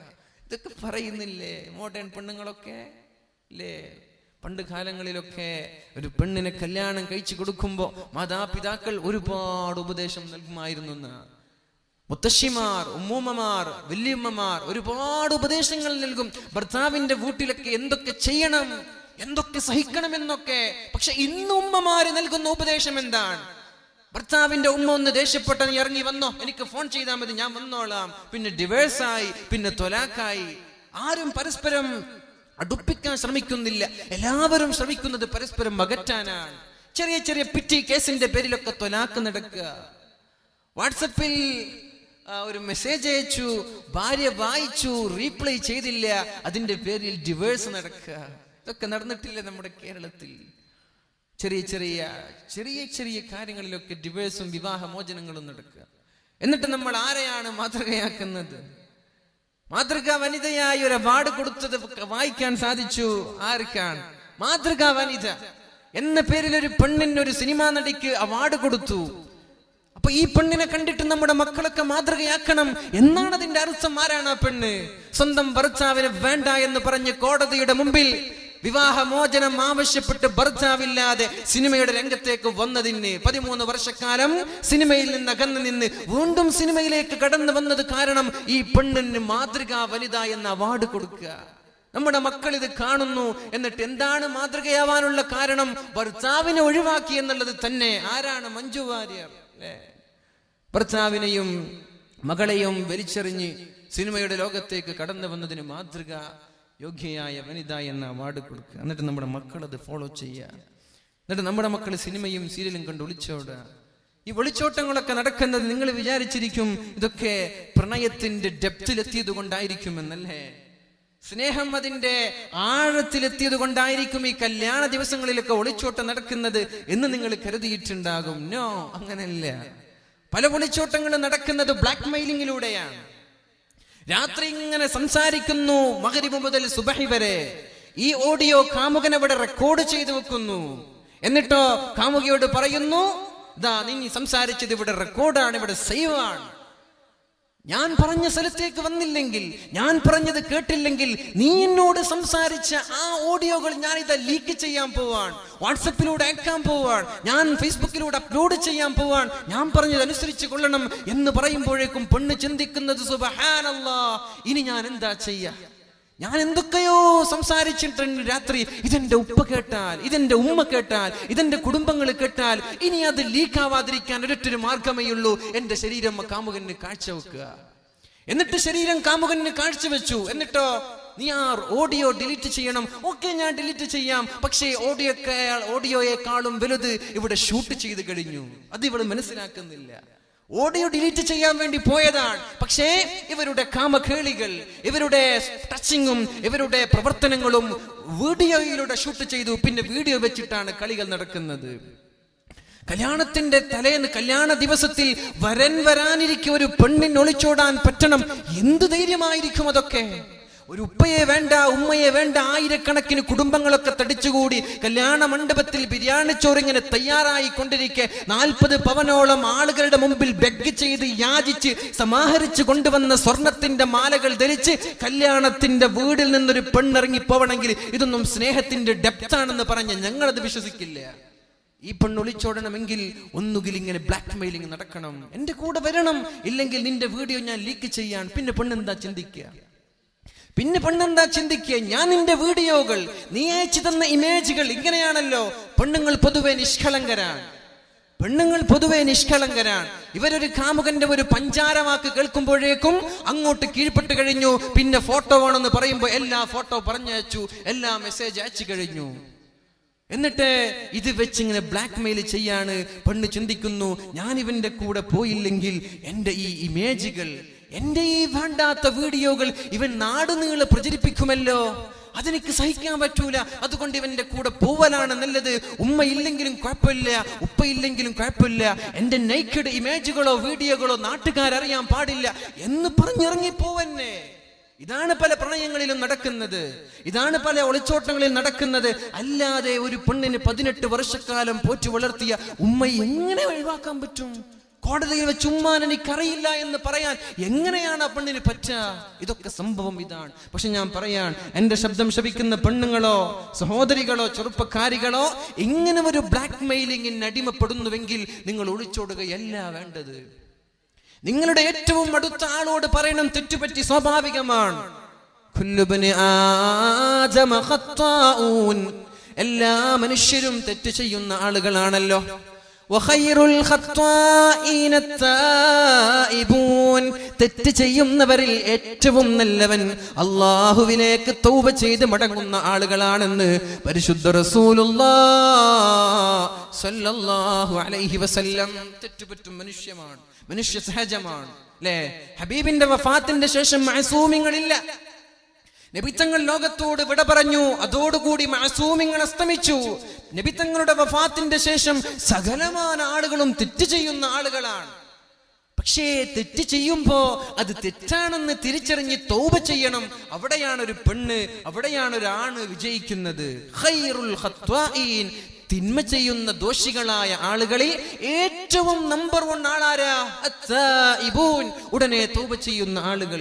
അതുകൊണ്ട് പ്രണയത്തിന്റെ ആ ഒരു ആഴത്തിൽപ്പെട്ട് നിന്റെ ഇമേജുകളോ നിന്റെ വീഡിയോകളോ നീ അയക്കുകയോ പിടിക്കുകയോ ചെയ്തിട്ടുണ്ടെങ്കിൽ നീ അവന്റെ കൂടെ ഇറങ്ങിപ്പോവല്ല വേണ്ടത്. നിന്റെ ഏറ്റവും അടുത്ത ആളുകളോട് പറയും, എനിക്ക് തെറ്റുപറ്റി, ഇങ്ങനെയൊക്കെ ഇവിടെ സംഭവിക്കുന്നുണ്ട് എന്ന് പറഞ്ഞ് ഏതെങ്കിലും ഒരു പോലീസുകാരനുമായി നമ്മൾ കോണ്ടാക്ട് ചെയ്യുമ്പോൾ പിന്നെ ആ വീഡിയോ ലീക്കാവൂല. ഏറിപ്പോയാൽ നിന്റെ അടുത്ത ഉപ്പയോ നിന്റെ ആങ്ങളെയോ അറിയുമെന്നല്ലാതെ നാട്ടുകാരറിയൂല. അതുകൊണ്ട് ഇതാണ് അതിന്റെ പരിഹാരം. തെറ്റുവന്ന് പോയ ആളുകളോട് പറയാൻ, അല്ലാതെ പുതിയ പെണ്ണുങ്ങളോടും ഇങ്ങനെ ഒരു പ്രണയത്തിൽ പഠിക്കുന്ന ആളുകളോടൊക്കെ പറയാൻ, നിങ്ങളുടെ കാമുകന്റെ പഞ്ചാര വാക്കുകൾ കേട്ട് ഇമേജുകളോ ഓഡിയോകളോ സ്മൈലികളോ നിങ്ങൾ അയക്കരുത്. നിങ്ങൾക്കത് ഭീഷണിയാണ്. നിങ്ങളുടെ ശരീരം പോലും കുത്തിപ്പറിക്കാൻ അത് കാരണമാകും. അള്ളാഹു നമ്മൾക്ക് ബോധം നൽകട്ടെ. ഏതായാലും റസൂലുള്ളാഹി സ്വല്ലല്ലാഹു അലൈഹി വസല്ലം നമ്മോട് പഠിപ്പിക്കുന്നു, യക്ഫുർന ബില്ലാഹ്. നബിയേ, ഇവർ അല്ലാഹുവിനെ നിഷേധിക്കുന്ന ആളുകളാണോ? അല്ല. യക്ഫുർനൽ അശീർ, സ്വന്തം ഭർത്താക്കന്മാരെ നിഷേധിക്കുന്ന ആളുകളാണിവർ. എന്നിട്ട് പറഞ്ഞു വയക്ഫുർനൽ ഇഹ്സാൻ, ഭർത്താവ് ചെയ്തു തന്ന നന്മയെ വരെ ചോദ്യം ചെയ്യുന്ന ആളുകളാണ് നമ്മുടെ പെണ്ണുങ്ങൾ. ഇത് നമ്മുടെ മക്കളിലോ നമ്മുടെ ഭാര്യയിലോ ഉണ്ടോ ഇല്ലയെന്ന് ഓരോ ആളുകളും വിലയിരുത്തുക. ഭർത്താവിനെ നിഷേധിക്കുമെന്ന് പറഞ്ഞു, പിന്നെ പറയുന്നത് വയക്ഫുർനൽ ഇഹ്സാൻ, നന്മകളെ നിഷേധിക്കുന്ന ആളുകളാണ് പെണ്ണുങ്ങൾ.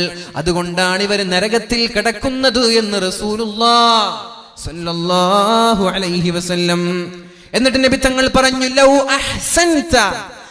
അഹ്സൻത ഇലാ ഇഹ്ദാഹുന്ന ദഹർ, നിങ്ങളുടെ ഭാര്യമാർക്ക് നിങ്ങൾ കാലങ്ങളോളം നന്മ ചെയ്താൽ, സുമ്മ റഅത് മിൻക ശൈആ, പിന്നെ ഏതെങ്കിലും ഒരു ദിവസം ഒരു നന്മ ചെയ്യാൻ നിങ്ങൾക്ക് കഴിയാതെ വന്നാൽ, ഖാലത്ത്, ആ പെണ്ണ് പറയുന്നത്, ഭാര്യ പറയുന്നത്, മാ റഅയ്തു മിൻക ഖൈറൻ ഖത്തു, ഇന്ന് വരെ എനിക്കൊരു ഉപകാരം ചെയ്തിട്ടില്ല എന്ന് പറയുന്ന ആളാണ് പെണ്ണുങ്ങൾ. ഇത് സംഭവിക്കാറില്ലേ? എല്ലാ പെരുന്നാളിനും വസ്ത്രം വാങ്ങിച്ചു കൊടുത്തു, എല്ലാ കല്യാണത്തിനും ഫംഗ്ഷനിനും വസ്ത്രം വാങ്ങിച്ചു കൊടുത്തു. ഒരു കല്യാണം വരുമ്പോ എന്തോ ഭർത്താവിന്റെ കയ്യിൽ പൈസയില്ല. ഭർത്താവ് പറഞ്ഞു, കുഴപ്പമില്ല, കഴിഞ്ഞ ആഴ്ച വാങ്ങിച്ചു തന്നതല്ലേ, അഡ്ജസ്റ്റ് ചെയ്യേ. അതാണ് നല്ല പെണ്ണ്. ഭർത്താവിനെ ദീനിയായ കാര്യങ്ങളിൽ സഹായിക്കുന്ന പെണ്ണാണ് ഏറ്റവും നല്ല പെണ്ണ്. അല്ലാത്ത പെണ്ണുങ്ങളൊക്കെ മോശക്കാരാണ്. അത് വേണം, ഇത് വേണം, സാരി വേണം, ചുരിദാർ വേണം, മോഡലുകൾ ഇറങ്ങുമ്പോഴൊക്കെ എനിക്കതൊക്കെ വേണമെന്ന് പറഞ്ഞ് വാശി പിടിക്കുന്ന പെണ്ണുങ്ങളുണ്ടല്ലോ, അവര് മോശക്കാരാണ്. അവരെ സഹിക്കാൻ പറ്റൂല. സ്വർഗത്തിലേക്ക് പോകുന്ന പെണ്ണാരാ?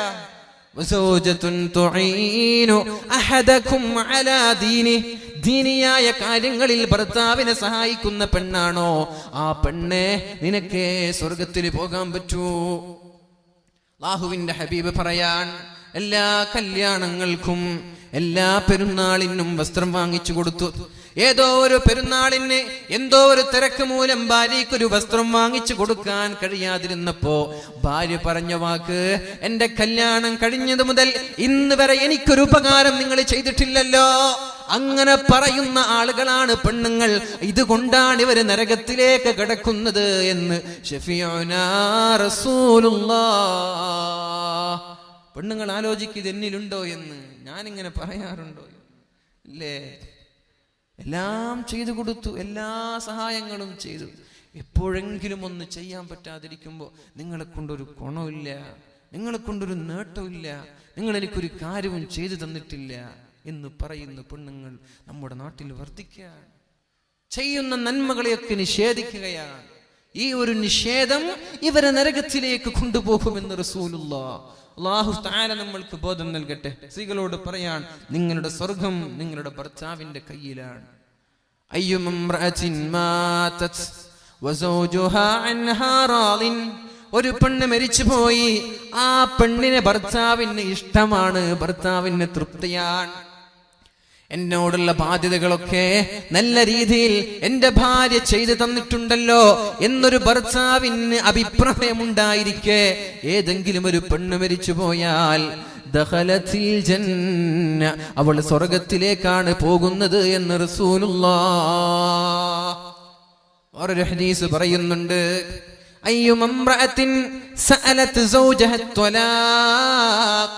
ഏതെങ്കിലും ഒരു പെണ്ണ് ഭർത്താവിനോട് എന്നെ ഒന്ന് ത്വലാഖ് ചെല്ലണമെന്ന് പറഞ്ഞാൽ, എന്നെ ഒന്ന് ഡിവേഴ്സ് ചെയ്യണമെന്ന് പറഞ്ഞാൽ, എന്നെ ഒഴിവാക്ക്, എന്നെ കെട്ടാൻ എത്ര ആളുണ്ട് അല്ലേ, എന്നൊന്ന് ഒഴിവാക്കി തന്നേക്ക്, നിങ്ങളല്ലാതെ ആയിരക്കണക്കിന് ആളുകൾ എന്നെ കല്യാണം കഴിക്കാൻ ഇവിടെ ക്യൂ നിൽക്കുന്നുണ്ട്, എന്നെ ത്വലാഖ് ചെല്ലേ എന്ന് ഭർത്താവിനോടൊരു പെണ്ണ് ആവശ്യപ്പെട്ടാൽ ഹറാമുൻ അലൈഹാ റായിഹത്തുൽ ജന്ന, സ്വർഗ്ഗത്തിന്റെ വാസന അവൾക്ക് ഹറാമാണെന്ന് റസൂലുള്ളാഹ് സ്വല്ലല്ലാഹു അലൈഹി വസല്ലം. പെണ്ണേ, ദേഷ്യം വരുമ്പോ എന്തൊക്കെയോ പറഞ്ഞു പോവരുത്.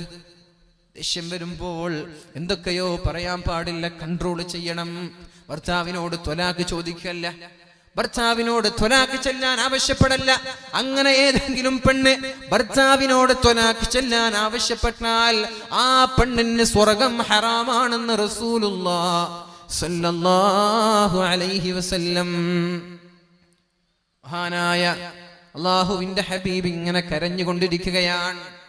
അപ്പോഴാണ് മഹദിയായ ഫാത്തിമ ബിൻതി മുഹമ്മദിൻ സ്വല്ലല്ലാഹു അലൈഹി വസല്ലം, നബിയുടെ കരളിന്റെ കഷ്ണമായ ഫാത്തിമ ബീവി അല്ലാഹുവിന്റെ റസൂലിന്റെ സന്നിധിയിലേക്ക് പോകുന്നത്. കൂടെ ഭർത്താവ് അലി തങ്ങളുമുണ്ട്. അപ്പോഴാണ് ഫാത്തിമ ബീവി ചോദിച്ചത്, ഫിദാക അബീ വ ഉമ്മി യാ റസൂലല്ലാഹ്, അല്ലാഹുവിന്റെ ഹബീബേ മല്ലദീ അബ്കാക്, എന്തിനാണ് കരയുന്നത്, എന്തിനാണ് നബിയെ ഇങ്ങനെ കരയുന്നത്? ബുകാഅൻ ശദീദാ, അല്ലാഹുവിന്റെ ഹബീബ് പൊട്ടി പൊട്ടി കരയാൻ. എന്തിനാണ് നബിയെ ഇങ്ങനെ കരയുന്നത് എന്ന് ചോദിക്കുമ്പോ റസൂലുള്ളാഹി സ്വല്ലല്ലാഹു അലൈഹി വസല്ലമ തങ്ങൾ പറഞ്ഞത്, യാ അലി, അലിയേ, ലൈലത ഉസ്രിയ ബി ഇലസ്സമാ, ആകാശലോകങ്ങളിൽ ഞാനൊരു പ്രയാണം നടത്തിയപ്പോൾ റഅയ്തു നിസാഅം മിൻ ഉമ്മതി, എന്റെ സമൂഹത്തിൽപ്പെട്ട സ്ത്രീകളെ എനിക്ക് കാണാൻ സാധിച്ചു. മിൻ ശിദ്ദതി അദാബിഹിന്ന, അവരനുഭവിക്കുന്ന ശിക്ഷകളുടെ, പീഡനങ്ങളുടെ, പ്രയാസങ്ങളുടെ ആ ഒരു ഗാംഭീര്യം കണ്ടപ്പോൾ എനിക്ക് വേദന തോന്നി. അലി, അവരനുഭവിക്കുന്ന ശിക്ഷകൾ കണ്ടപ്പോൾ എനിക്ക് വിഷമം തോന്നി. എന്റെ ഉമ്മത്തിൽപ്പെട്ടവരാണല്ലോ, 4 കാര്യം ചെയ്താൽ സ്വർഗത്തിൽ കിടക്കാമെന്ന് പറഞ്ഞവരാണല്ലോ, എന്നിട്ടും ഇവര് നരകത്തിൽ കിടക്കുന്നത് കണ്ടപ്പോ എനിക്ക് സഹിക്കാൻ പറ്റുന്നില്ല അലിയേ, അതുകൊണ്ടാണ് ഞാൻ കരയുന്നത് എന്ന് റസൂലുള്ളാഹ്. നബി ഒന്ന് പറഞ്ഞു തരുമോ, എന്താണ് എന്റെ സമൂഹം ചെയ്യുന്നത്? നബി തങ്ങൾ പറയാൻ തുടങ്ങി, റഅയ്തു ഇംറഅതൻ മുഅല്ലഖതൻ ബിശഅരിഹാ യുഗ്ലാ ദിമാഉ റഅസിഹാ. അല്ലാഹുവിന്റെ ഹബീബ് സ്വല്ലല്ലാഹു അലൈഹി വസല്ലം വിശദീകരിക്കാൻ തുടങ്ങി അവിടെ കണ്ട രംഗങ്ങൾ.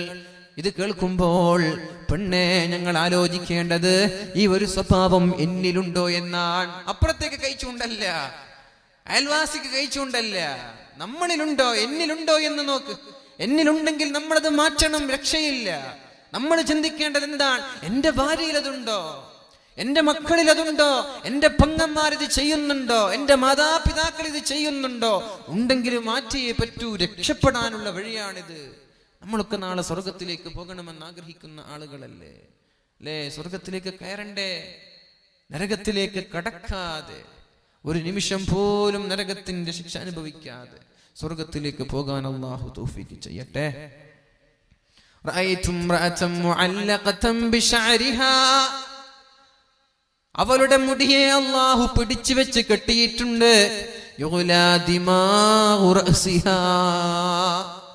നരകത്തിൽ കിടന്നവളുടെ തലച്ചോറ് ഇങ്ങനെ തിളച്ചു മറിയുന്നുണ്ട്. നരകത്തിലാണ് ഈ പെണ്ണുള്ളത്. ഈ പെണ്ണിങ്ങനെ നരകത്തിൽ കിടന്നിങ്ങനെ പിടക്കുന്നുണ്ട്. ഇവളുടെ മുടിയെ അല്ലാഹു നരകത്തിൽ പിടിച്ചു വെച്ച് കെട്ടിയിട്ടിട്ടുണ്ട്. അവളുടെ തല ഇങ്ങനെ പാല് തിളക്കുന്നത് പോലെ അവളുടെ തലയിൽ നിന്ന് തലച്ചോറിങ്ങനെ തിളച്ചു മറിയുന്നുണ്ട്. ഇതൊക്കെ കാണുമ്പോൾ അലിയെ, എങ്ങനെയാണ് ഒരാൾ കരയാതിരിക്കുന്നത്? എങ്ങനെയാണ് ഒരാൾക്ക് സഹിക്കാൻ പറ്റുക? ഉമ്മത്തിന് വേണ്ടി ജീവിച്ച് ഉമ്മത്തിന് വേണ്ടി മരിച്ചു പോയ റസൂലുള്ളാഹ് അവസാനം മരിക്കുമ്പോൾ ഉമ്മത്തി, എന്റെ ഉമ്മത്തിന്റെ കാര്യം ഓർത്താണ് എനിക്ക് വിഷമമെന്ന് പറഞ്ഞ് മരിച്ചു പോയ റസൂലുള്ളാഹ്. സിറാത്ത് പാലത്തിൽ നമ്മൾ ഇങ്ങനെ കിടക്കുമ്പോ ഓരോ ആളുകൾ ഇങ്ങനെ തെറ്റിന്റെ കാഠിന്യം അനുസരിച്ച് നരകത്തിലേക്ക് കടന്നു വീഴുമ്പോൾ സിറാത്ത് പാലത്തിന്റെ മറുതലയ്ക്ക് നിന്നുകൊണ്ട് അല്ലാഹുമ്മ സല്ലിം, അല്ലാഹുമ്മ സല്ലിം, അല്ലാഹുവേ എന്റെ സമൂഹത്തെ നീ രക്ഷപ്പെടുത്തണമെന്ന് ദുആ ചെയ്യുന്ന നബി. ഈ നബിക്ക് ഇത് സഹിക്കാൻ പറ്റോ? ഈ നബിക്ക് ഇതൊക്കെ കാണുമ്പോൾ എങ്ങനെ സഹിക്കാനാ പറ്റുക? അതുകൊണ്ടാണ് നബി തങ്ങൾ കരയുന്നത്. നബി തങ്ങൾ പറഞ്ഞു, ഒന്നാമത്തെ പെണ്ണ് തലയുടെ മുടി ഇങ്ങനെ ബന്ധിക്കുകയും തലയിൽ നിന്ന് തലച്ചോറിങ്ങനെ തിളച്ചു മറയുന്നുണ്ട്. അപ്പോഴാണ് ഫാത്തിമ ബീവി പറഞ്ഞത്, നബിയെ, ഈ പെണ്ണാരാണ്? എന്ത് തെറ്റാണ് ഈ പെണ്ണ് ചെയ്തത്? ഈ പെണ്ണിന്റെ പാപം എന്താണ്? ഈ പെണ്ണിന്റെ കുറ്റം എന്താണ്? ഈ പെണ്ണിന്റെ ന്യൂനത എന്താണ് നബിയെ എന്ന് ചോദിക്കുമ്പോൾ അല്ലാഹുവിന്റെ റസൂല് പറഞ്ഞു, ഫഇന്നഹാ കാനത് ലാ തുഗത്തി ശഅറഹാ മിനൽ റിജാൽ. അന്യ പുരുഷന്മാരെ കാണുമ്പോ തലമറക്കാത്ത പെണ്ണാണവൾ. ഉസ്താദുമാരെ കാണുമ്പോ മാത്രം തലയിൽ തട്ടമിട്ടിട്ട് കാര്യമില്ല.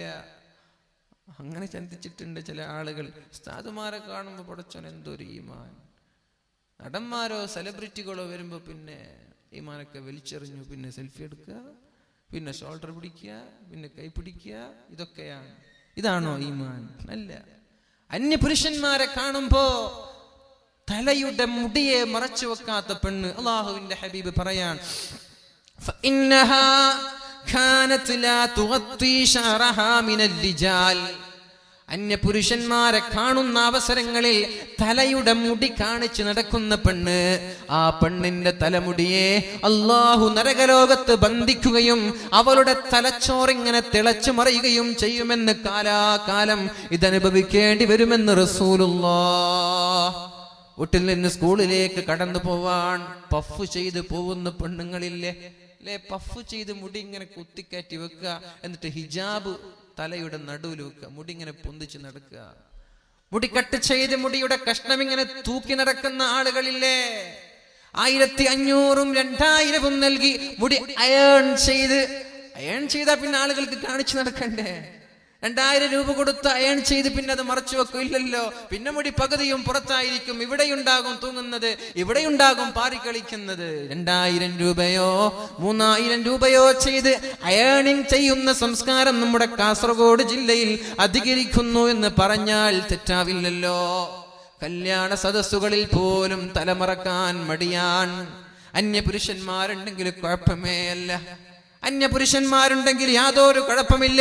കല്യാണത്തിന്റെ വീടുകളിൽ അങ്ങ് ബാൽക്കണിയിൽ കടന്നു വന്ന് മുറ്റങ്ങളിൽ നിറഞ്ഞു നിൽക്കുന്ന അന്യപുരുഷന്മാരുടെ മുമ്പിൽ തന്റെ തലമുടി പ്രദർശിപ്പിക്കുന്ന പെണ്ണെ, നിനക്കാണ് അല്ലാഹു ഇത് നൽകാൻ പോകുന്നത്. സൂക്ഷിച്ചോ. സ്വർഗം വേണമെങ്കിൽ, സ്വർഗം വേണ്ടേ? കുഴപ്പമില്ല, നീ ചെയ്തോ. സ്വർഗം വേണോ? നരകത്തിൽ നിന്ന് രക്ഷപ്പെടണോ? Past is past. കഴിഞ്ഞതൊക്കെ കഴിഞ്ഞു. ഇനിയുള്ള കാലം നീ സൂക്ഷിച്ചേക്ക്. നിന്റെ മുടി നിനക്ക് സൗന്ദര്യം പ്രകടിപ്പിക്കാം. ആരുടെ മുമ്പിൽ? നിന്റെ ഭർത്താവിന്റെ മുമ്പിൽ. നീ അയൺ ചെയ്തോ. നിന്റെ ഭർത്താവിന് നിന്റെ സൗന്ദര്യം പ്രകടിപ്പിച്ചോ, കുഴപ്പമില്ല. നാട്ടുകാരെ കാണിച്ചു കൊടുക്കണ്ട. ഭർത്താവിന്റെ മുമ്പിൽ നീ അയൺ ചെയ്യുന്നതോ പഫ് ചെയ്യുന്നതോ അല്ലെങ്കിൽ ഹെയർ സ്റ്റൈൽ ഏത് രീതിയിലാക്കുന്നതിലൊരു കുഴപ്പമില്ല. പക്ഷേ അയൽവാസികളോ അന്യ പുരുഷന്മാരോ കാണുന്ന രീതിയിൽ നിന്റെ മുടിയുടെ ഒരു കഷ്ണം അറിയാതെ കണ്ടതല്ല, അറിയാതെ കണ്ടുപോയതിനെ കുറിച്ചല്ല ഇവിടെ ചർച്ച ചെയ്യുന്നത്. മനഃപൂർവ്വം നീ എന്നെ കാണട്ടെ, എന്റെ സൗന്ദര്യം ആസ്വദിക്കട്ടെ, എന്നെ നാട്ടുകാരറിയട്ടെ, നീ ഇങ്ങോട്ട് പർച്ചേസിന് പോവാൻ, ഷോപ്പിങ്ങിന് പോവാൻ, അവിടെയുള്ള സെയിൽസ്മാൻ എന്നെ കാണട്ടെ, എനിക്ക് നമ്പർ തരട്ടെ എന്നല്ലേ ഇതിന്റെ അർത്ഥം? അല്ലേ? ഇതൊക്കെ അല്ലേ ഇത് ലക്ഷ്യമാക്കുന്നത്? മുഖം മറിച്ച് നടന്നൂടെ? ഒരു പാരഡോക്സ് ഉണ്ട്, ഒരു വിരോധാഭാസമുണ്ട്. 18, 16, 17 വയസ്സുള്ള പെൺകുട്ടികൾ മുഖം തുറന്ന് നടക്കുക, വൃദ്ധയായ പെണ്ണുങ്ങൾ മുഖം മറച്ചു നടക്കുക. ഇതെന്ത് ബന്ധമാണ്? ഇതെന്ത് ദീനാണ്? ദീൻ പറയുന്നത് എന്താ?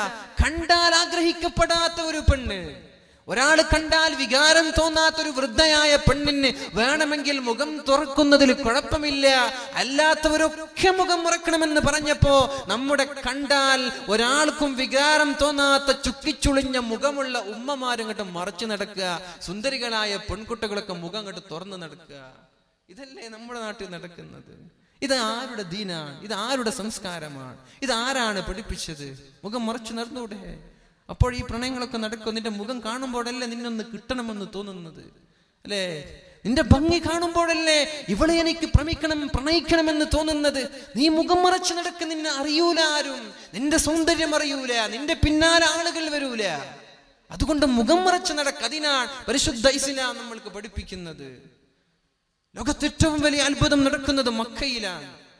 തവാഫ് ചെയ്യുന്ന വേളയിൽ പുരുഷന്മാർ ഇന്നർ വിയർ പോലും ഇല്ലാതെ 2 കഷ്ണം തുണികളുമായി കഅബയെ തവാഫ് ചെയ്യുമ്പോൾ ലോകത്തിന്റെ നാനാ മുക്കുമൂലകളിൽ നിന്നുള്ള എങ്ങനെയുള്ള പെണ്ണുങ്ങളൊക്കെ വരുന്നു. അവരാരും ഇവരുടെ മുഖം നോക്കുന്നില്ലല്ലോ.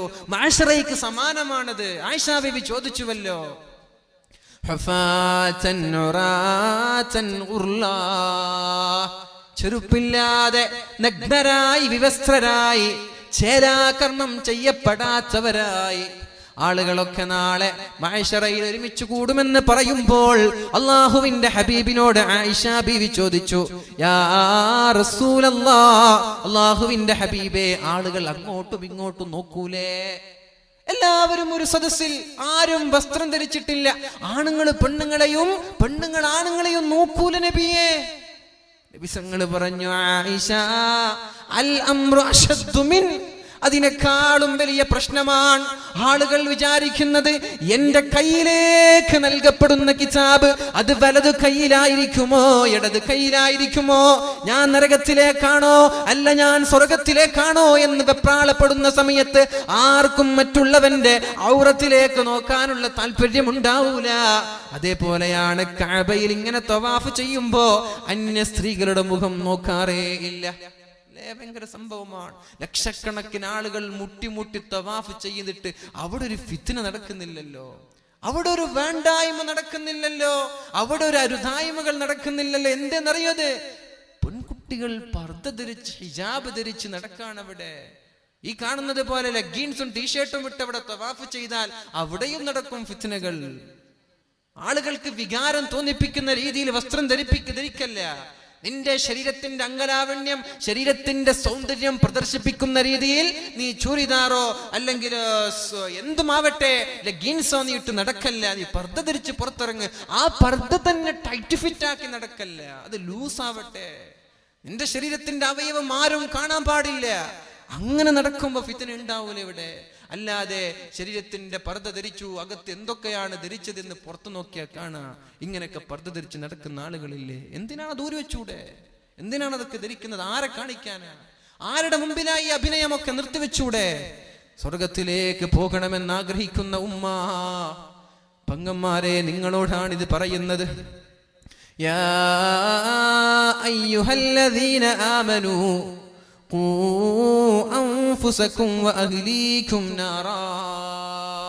ഓ സത്യവിശ്വാസികളെ, നിങ്ങൾ നിങ്ങളുടെ ശരീരത്തെ നരകത്തിൽ നിന്ന് സൂക്ഷിക്കണം, പിന്നെ നിങ്ങളുടെ കുടുംബങ്ങളെയും നരകത്തിൽ കടക്കാതെ സൂക്ഷിക്കണമെന്ന ആയത്തിറങ്ങിയപ്പോൾ ഒരു സ്വഹാബി ബോധം കെട്ട് നിലത്ത് വീണു. നമ്മൾക്ക് എന്തെങ്കിലും മാറ്റം വന്ന് ഈ ആയത്ത് കേട്ടിട്ട് ഉണ്ടോ?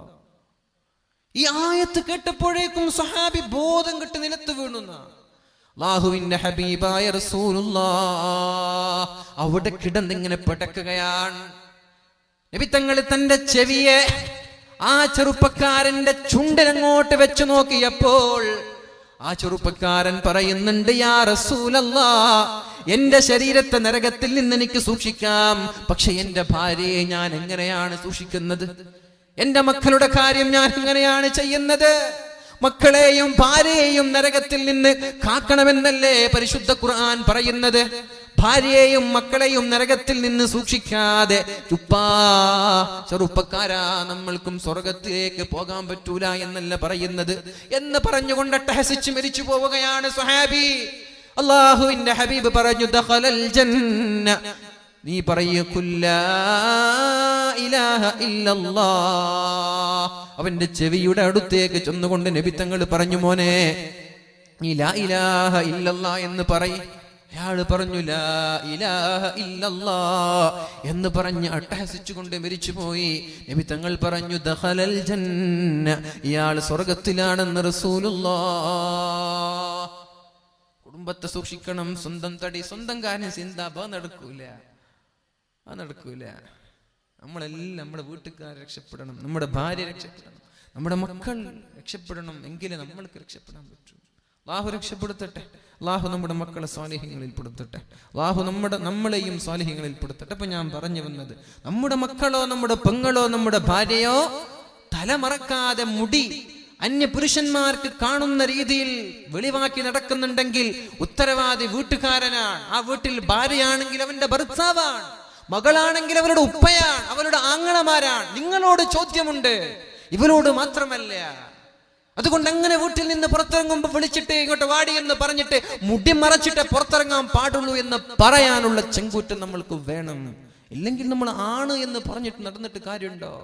മീശ വന്നത് കൊണ്ടാണാവില്ലല്ലോ. അതുകൊണ്ട് പൊന്നു സഹോദര, നമ്മുടെ വീട്ടിൽ നിന്ന് പുറത്തിറങ്ങുന്ന പെണ്ണ് അവൾ മുടി മറച്ചിട്ടുണ്ടോ എന്ന് നമ്മൾ ശ്രദ്ധിക്കുക. അല്ലാഹു തൗഫീഖ് ചെയ്യട്ടെ. പിന്നെ പെണ്ണുങ്ങൾ ഇതൊക്കെ ഒരു വാശിയോടെ ഇതൊക്കെ നടക്കട്ടെ. നിങ്ങളാരാ പറയാം എൻ്റെ ഇഷ്ടം പോലെ ഞാൻ ജീവിക്കും എന്നാണ് നിങ്ങൾക്ക് പറയാനുള്ളെങ്കിൽ കുഴപ്പമില്ല, നിങ്ങൾ ജീവിച്ചോളൂ. നിങ്ങളുടെ ജീവിതം നിങ്ങൾക്ക് വിട്ടുതരാൻ. സ്വർഗത്തിൽ പോകണമെന്ന് ആഗ്രഹിക്കുന്ന പെണ്ണുങ്ങളോടും പെങ്ങന്മാരോടും മക്കളോടും ഉമ്മമാരോടുമാണ് ഈ വിഷയം ഇവിടെ ചർച്ച ചെയ്യുന്നത്. രണ്ടാമത്തെ കാര്യം വറഅയ്തു ഇംറഅതൻ മുഅല്ലഖതൻ ബിലിസാനിഹാ വൽഹമീമു യുസബ്ബു അലൈഹാ വൽഹമീമു യുസബ്ബു ഫീ ഹൽഖിഹാ. അല്ലാഹുവിന്റെ ഹബീബ് കരയാനുള്ള കാരണമാണ് ഇവിടെ വിശദീകരിക്കുന്നത്. അലിയേ, ഇസ്രാഇന്റെ രാത്രിയിൽ ഞാൻ രാപ്രയാണം നടത്തിക്കൊണ്ടിരിക്കുമ്പോൾ നരകത്തിൽ മറ്റൊരു പെണ്ണിനെ എനിക്ക് കാണാൻ സാധിച്ചു. ആരാണ് ആ പെണ്ണ്? മുഅല്ലഖതൻ ബിലിസാനിഹാ, അവളുടെ നാവിനെ അല്ലാഹു പിടിച്ചു ബന്ധിച്ചു വെച്ചിട്ടുണ്ട്. അവളുടെ നാവിനെ അല്ലാഹു കെട്ടിവെച്ചിട്ടുണ്ട്. നരകത്തിലാണ് കെട്ടിവെച്ചിട്ടുള്ളത്. വൽഹമീമു യുസബ്ബു ഫീ ഹൽഖിഹാ, അവളുടെ തൊണ്ടയിലേക്ക് അല്ലാഹു ശക്തമായ ചൂടുള്ള ചീഞ്ചലങ്ങൾ ഒഴിച്ചു കൊടുക്കുന്നുണ്ട്. മഅദല്ലാഹ്, അല്ലാഹു നമ്മളെ രക്ഷപ്പെടുത്തട്ടെ. ഇതൊക്കെ കഴിഞ്ഞു പോയ സംഭവങ്ങളല്ല, ഇന്ന് നടക്കുന്ന നമ്മുടെ പെണ്ണുങ്ങളുടെയൊക്കെ സംഭവം. അവർക്കുള്ള ശിക്ഷ അല്ലാഹു മുൻകൂട്ടി കാണിച്ചു കൊടുക്കാൻ. എന്തിനെന്നറിയാതെ, ഇത് കണ്ടിട്ടെങ്കിലും നമ്മുടെ മക്കള് മാറട്ടെ, ഇത് കേട്ടിട്ടുണ്ടെങ്കിലും നമ്മുടെ മക്കളിൽ ഒരു മാറ്റം വരട്ടെ എന്ന് കരുതി അല്ലാഹുവിന്റെ ഹബീബിന് പഠിപ്പിച്ചു കൊടുക്കാൻ. നാവിനെ പിടിച്ചു കെട്ടി അവളുടെ തൊണ്ടക്കുഴിയിലേക്ക് ശക്തമായ ചൂടുള്ള ചീഞ്ചലങ്ങൾ അല്ലാഹു ഒഴിക്കുകയാണ്, മാലാക്കമാർ ഒഴിക്കുകയാണ്. മദിനബിയേ മതി, എന്താണ് ഈ പെണ്ണ് ചെയ്ത കുറ്റമെന്ന് പറഞ്ഞു തരുമോ റസൂലേ? ഉപ്പാ ഒന്ന് പറഞ്ഞു തരുമോ എന്ന് ഫാത്തിമ റളിയല്ലാഹു അൻഹാ നബി തങ്ങൾ പറയാൻ തുടങ്ങി. അൽ മുഅല്ലഖതു ബിലിസാനിഹാ, നാവിനെ ബന്ധിച്ചു വെച്ച് അവളുടെ തൊണ്ടക്കുഴിയിലേക്ക് ചീഞ്ചലങ്ങളെ അല്ലാഹു ഒഴിച്ചു കൊടുക്കുന്നത് ഏത് പെണ്ണിനെന്നറിയോ?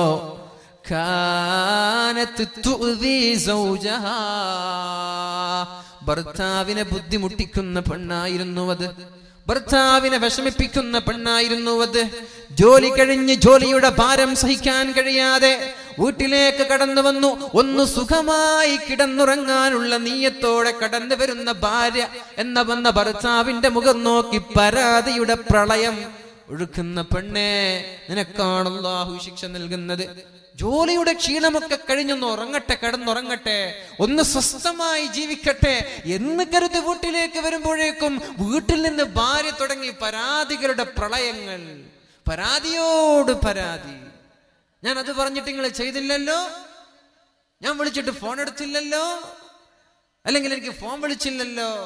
അങ്ങനെ 100 കൂട്ടം പരാതികൾ. ഒരു പരാതി പെട്ടിയായി നീ മാറല്ല. കുറച്ചൊക്കെ അഡ്ജസ്റ്റ്മെന്റ് വേണ്ടേ? കുറച്ചൊക്കെ നമ്മൾ കണ്ടറിയണ്ടേ വിഷമങ്ങളൊക്കെ? നമ്മൾ കുറച്ചൊക്കെ സഹിക്കണ്ടേ? ഈ സഹിക്കാതെ എങ്ങനെയാണ് സ്വർഗം ലഭിക്കുക?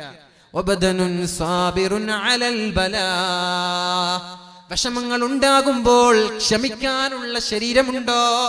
പ്രയാസങ്ങൾ ഉണ്ടാകുമ്പോൾ, ടെൻഷൻ ഉണ്ടാകുമ്പോൾ വേവലാതിപ്പെടാതെ, കുറ്റപ്പെടുത്താതെ, ഇതൊക്കെ അള്ളാഹുവിന്റെ കൽപ്പനയാണല്ലോ, ഇതൊക്കെ അള്ളാഹുവിന്റെ തീരുമാനമാണല്ലോ, ഞാൻ സഹിക്കട്ടെ എന്ന് പറഞ്ഞ് സഹിച്ചാലേ അള്ളാഹു സ്വർഗം നൽകുകയുള്ളൂ. അള്ളാഹുവിന്റെ ഹബീബ് പറയാൻ, ഭർത്താവിനെ ബുദ്ധിമുട്ടിക്കുന്ന പെണ്ണെ, നിനക്ക് സ്വർഗം നീ സ്വപ്നം കാണണ്ട. 2 മാസത്തെ അവധിക്ക് വേണ്ടി ഗൾഫിൽ നിന്ന് നാട്ടിലേക്ക് വന്നതാണ്. പക്ഷേ 2 ആഴ്ച കഴിയുമ്പോഴേക്കും നാടുമെടുത്തു, നാട്ടിലെ ഗൾഫിലേക്ക് തന്നെ തിരിച്ചുപോയി. എന്തേ പ്രശ്നം?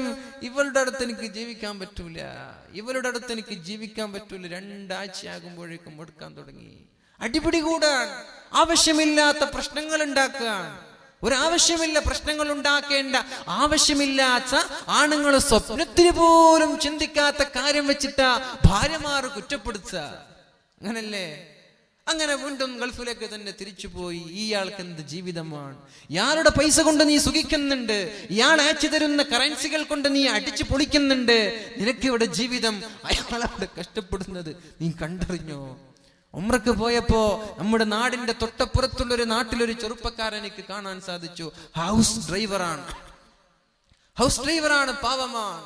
എന്നിട്ട് എന്നോട് പറഞ്ഞു, ഉസ്താദ് നിങ്ങൾ എവിടെയാണ്? ഞാൻ എവിടേക്ക് വരാം, പാവമാണ്. ഞാൻ പറഞ്ഞു, ഇന്ന സ്ഥലത്തുണ്ട്. നോക്കുമ്പോ ഒരുപാട് ദൂരമാണ്. ഞാൻ എവിടെ വന്നാൽ അറബിയുടെ ശകാരം കേൾക്കേണ്ടി വരും.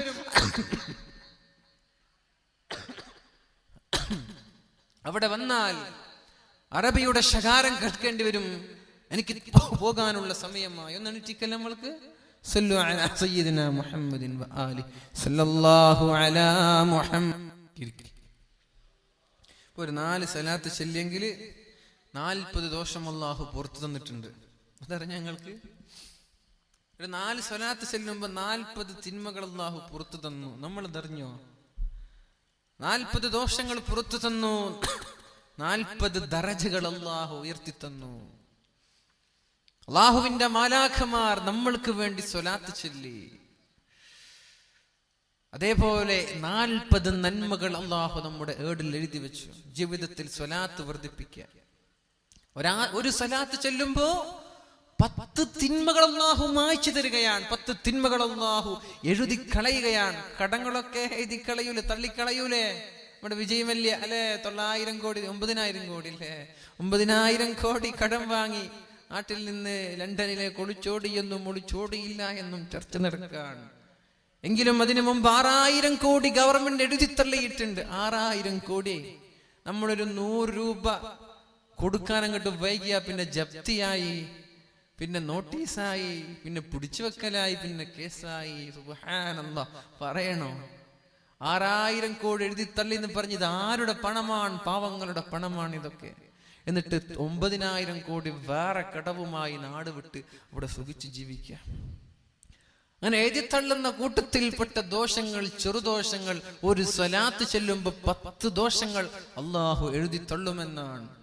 അതേ ഒരു സ്വലാത്തിന് 10 നന്മകൾ അള്ളാഹു എഴുതി വെക്കും നമ്മൾക്ക്. അതേ സ്വലാത്തിന് 10 ദറജകൾ അള്ളാഹു നമ്മൾക്ക് ഉയർത്തിത്തരും.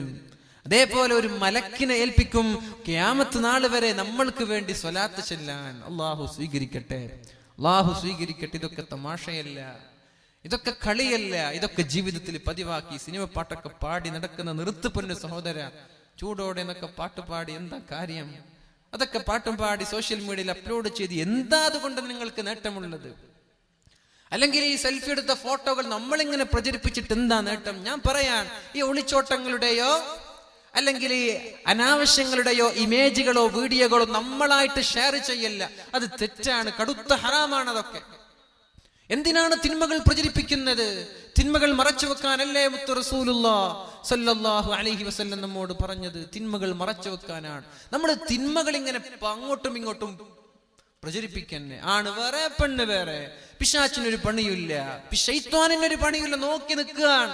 പിശാചിന്റെ പ്രവർത്തനം നമ്മളങ്ങോട്ട് ഏറ്റെടുത്ത് വാട്സപ്പിലൂടെ തിന്മകൾ ഇങ്ങനെ പ്രചരിപ്പിച്ച് നടക്കരുത്. ദയവ് ചെയ്ത് ഒരു എന്ത് ഉള്ളതാവട്ടെ ഇല്ലാത്തതാവട്ടെ നമ്മളായിട്ട് വാട്സപ്പിലൂടെ, ഗ്രൂപ്പിലൂടെയോ ഫേസ്ബുക്കിലൂടെയോ സോഷ്യൽ മീഡിയകളിലൂടെയോ ഒരു തെറ്റും നമ്മൾ പ്രചരിപ്പിക്കില്ല എന്നൊരു പ്രതിജ്ഞ നമ്മൾ എടുത്തോളണം. ഇല്ലെങ്കിൽ എത്ര കാലം നമ്മൾ പ്രചരിപ്പിച്ച ഒരു തിന്മ, അത് ഉള്ളതാവട്ടെ ഇല്ലാത്തതാവട്ടെ, മീഡിയകളിൽ പ്രചരിക്കുന്ന കാലത്തോളം അതിന്റെ തിന്മകൾ നമ്മുടെ ഏടിൽ വന്നുകൊണ്ടേയിരിക്കും. അത് മറ്റൊരാൾ ഷെയർ ചെയ്യും, അതിനൊരാൾ ലൈക്ക് ചെയ്യുമ്പോൾ നിനക്ക് സന്തോഷമുണ്ട്. പക്ഷേ നിന്റെ ഏടുകളിൽ എഴുതി വെക്കുന്നത് തിന്മയാണ്. നീ അതിന്റെ കമന്റും ലൈക്കും നോക്കി നിൽക്കുകയാണ്. എന്റെ യാ അല്ലാഹ്, എന്റെ ഒരു ഇമേജ് എത്ര ആളാ ഷെയർ ചെയ്തത്, എത്ര ആളാ ലൈക്ക് ചെയ്തത്, എത്ര ആളാ കമന്റ് ചെയ്തത്. ഇനി ഒരു കമന്റും കിട്ടിയില്ലേ, മറ്റൊരാളുടെ ഇൻബോക്സിലേക്ക് മെസ്സേജ് ഒക്കെ, എടാ എന്റെ ഫോട്ടോക്കൊന്ന് ലൈക്ക് തരണേ. എന്തൊരു ബെഗ്ഗിങ് ആയി ഇതൊക്കെ. എന്തിനാണിത്? ഇവിടെ ഇതുകൊണ്ടൊക്കെ നാളെ ആഖിറത്തിൽ രക്ഷപ്പെടുവോ? അതുകൊണ്ട് നന്മയ്ക്ക് വേണ്ടി ഉപയോഗിക്കുക, തിന്മകൾക്കൊക്കെ ഈ കാര്യങ്ങൾ നമ്മൾ ഉപയോഗിക്കരുത് എന്ന് ഞാൻ സാന്ദർഭികമായി ഉണർത്തുകയാണ്. ഏതായാലും ആ ചെറുപ്പക്കാരൻ അല്ലാത്ത ചെറുപ്പക്കാരനാണ്. 1500 റിയാൽ ശമ്പളമുള്ളൊരു ചെറുപ്പക്കാരൻ. അതിൽ തന്നെ ഭക്ഷണത്തിന്റെ ചെലവ് സ്വന്തമായി ഏറ്റെടുക്കണം. അറബി എപ്പോഴാണ് വിളിക്കുന്നത് അപ്പോഴേക്കും ഓടിപ്പോവണം. ഞാൻ പറഞ്ഞു, നീ എവിടെ നിൽക്ക്, ഞാൻ അങ്ങോട്ട് വരാം. അങ്ങനെ സംസാരിക്കുന്നതിനിടയിൽ ഫോൺ നോക്കുന്നുണ്ട്. ഇടയ്ക്കിടെ അറബി വിളിക്കുന്നുണ്ടോ എന്ന് ഫോൺ നോക്കുന്നുണ്ട്. ഫോണിന്റെ ബാറ്ററി ഒന്ന് ഡൗൺ ആയപ്പോൾ പഠിക്കാൻ തുടങ്ങി. ഇതെങ്ങാനും സ്വിച്ച് ഓഫ് ആയി പോയാൽ പിന്നെ അറബിയുടെ ശകാരം ഞാൻ കേൾക്കേണ്ടി വരുമല്ലോ. ഇത്രയും കഷ്ടപ്പെട്ട് ജീവിക്കുന്നതിനിടയിൽ എന്നോട് ചോദിക്കുകയാണ്, പർച്ചേസ് നടത്തിയോ, വല്ലതും വാങ്ങിത്തരണോ? ആർക്കാണ് അവർ വാങ്ങിത്തരുന്നത് സഹിക്കാൻ പറ്റുക? നല്ല മനസ്സോടെ സ്വീകരിക്കാൻ പറ്റുക?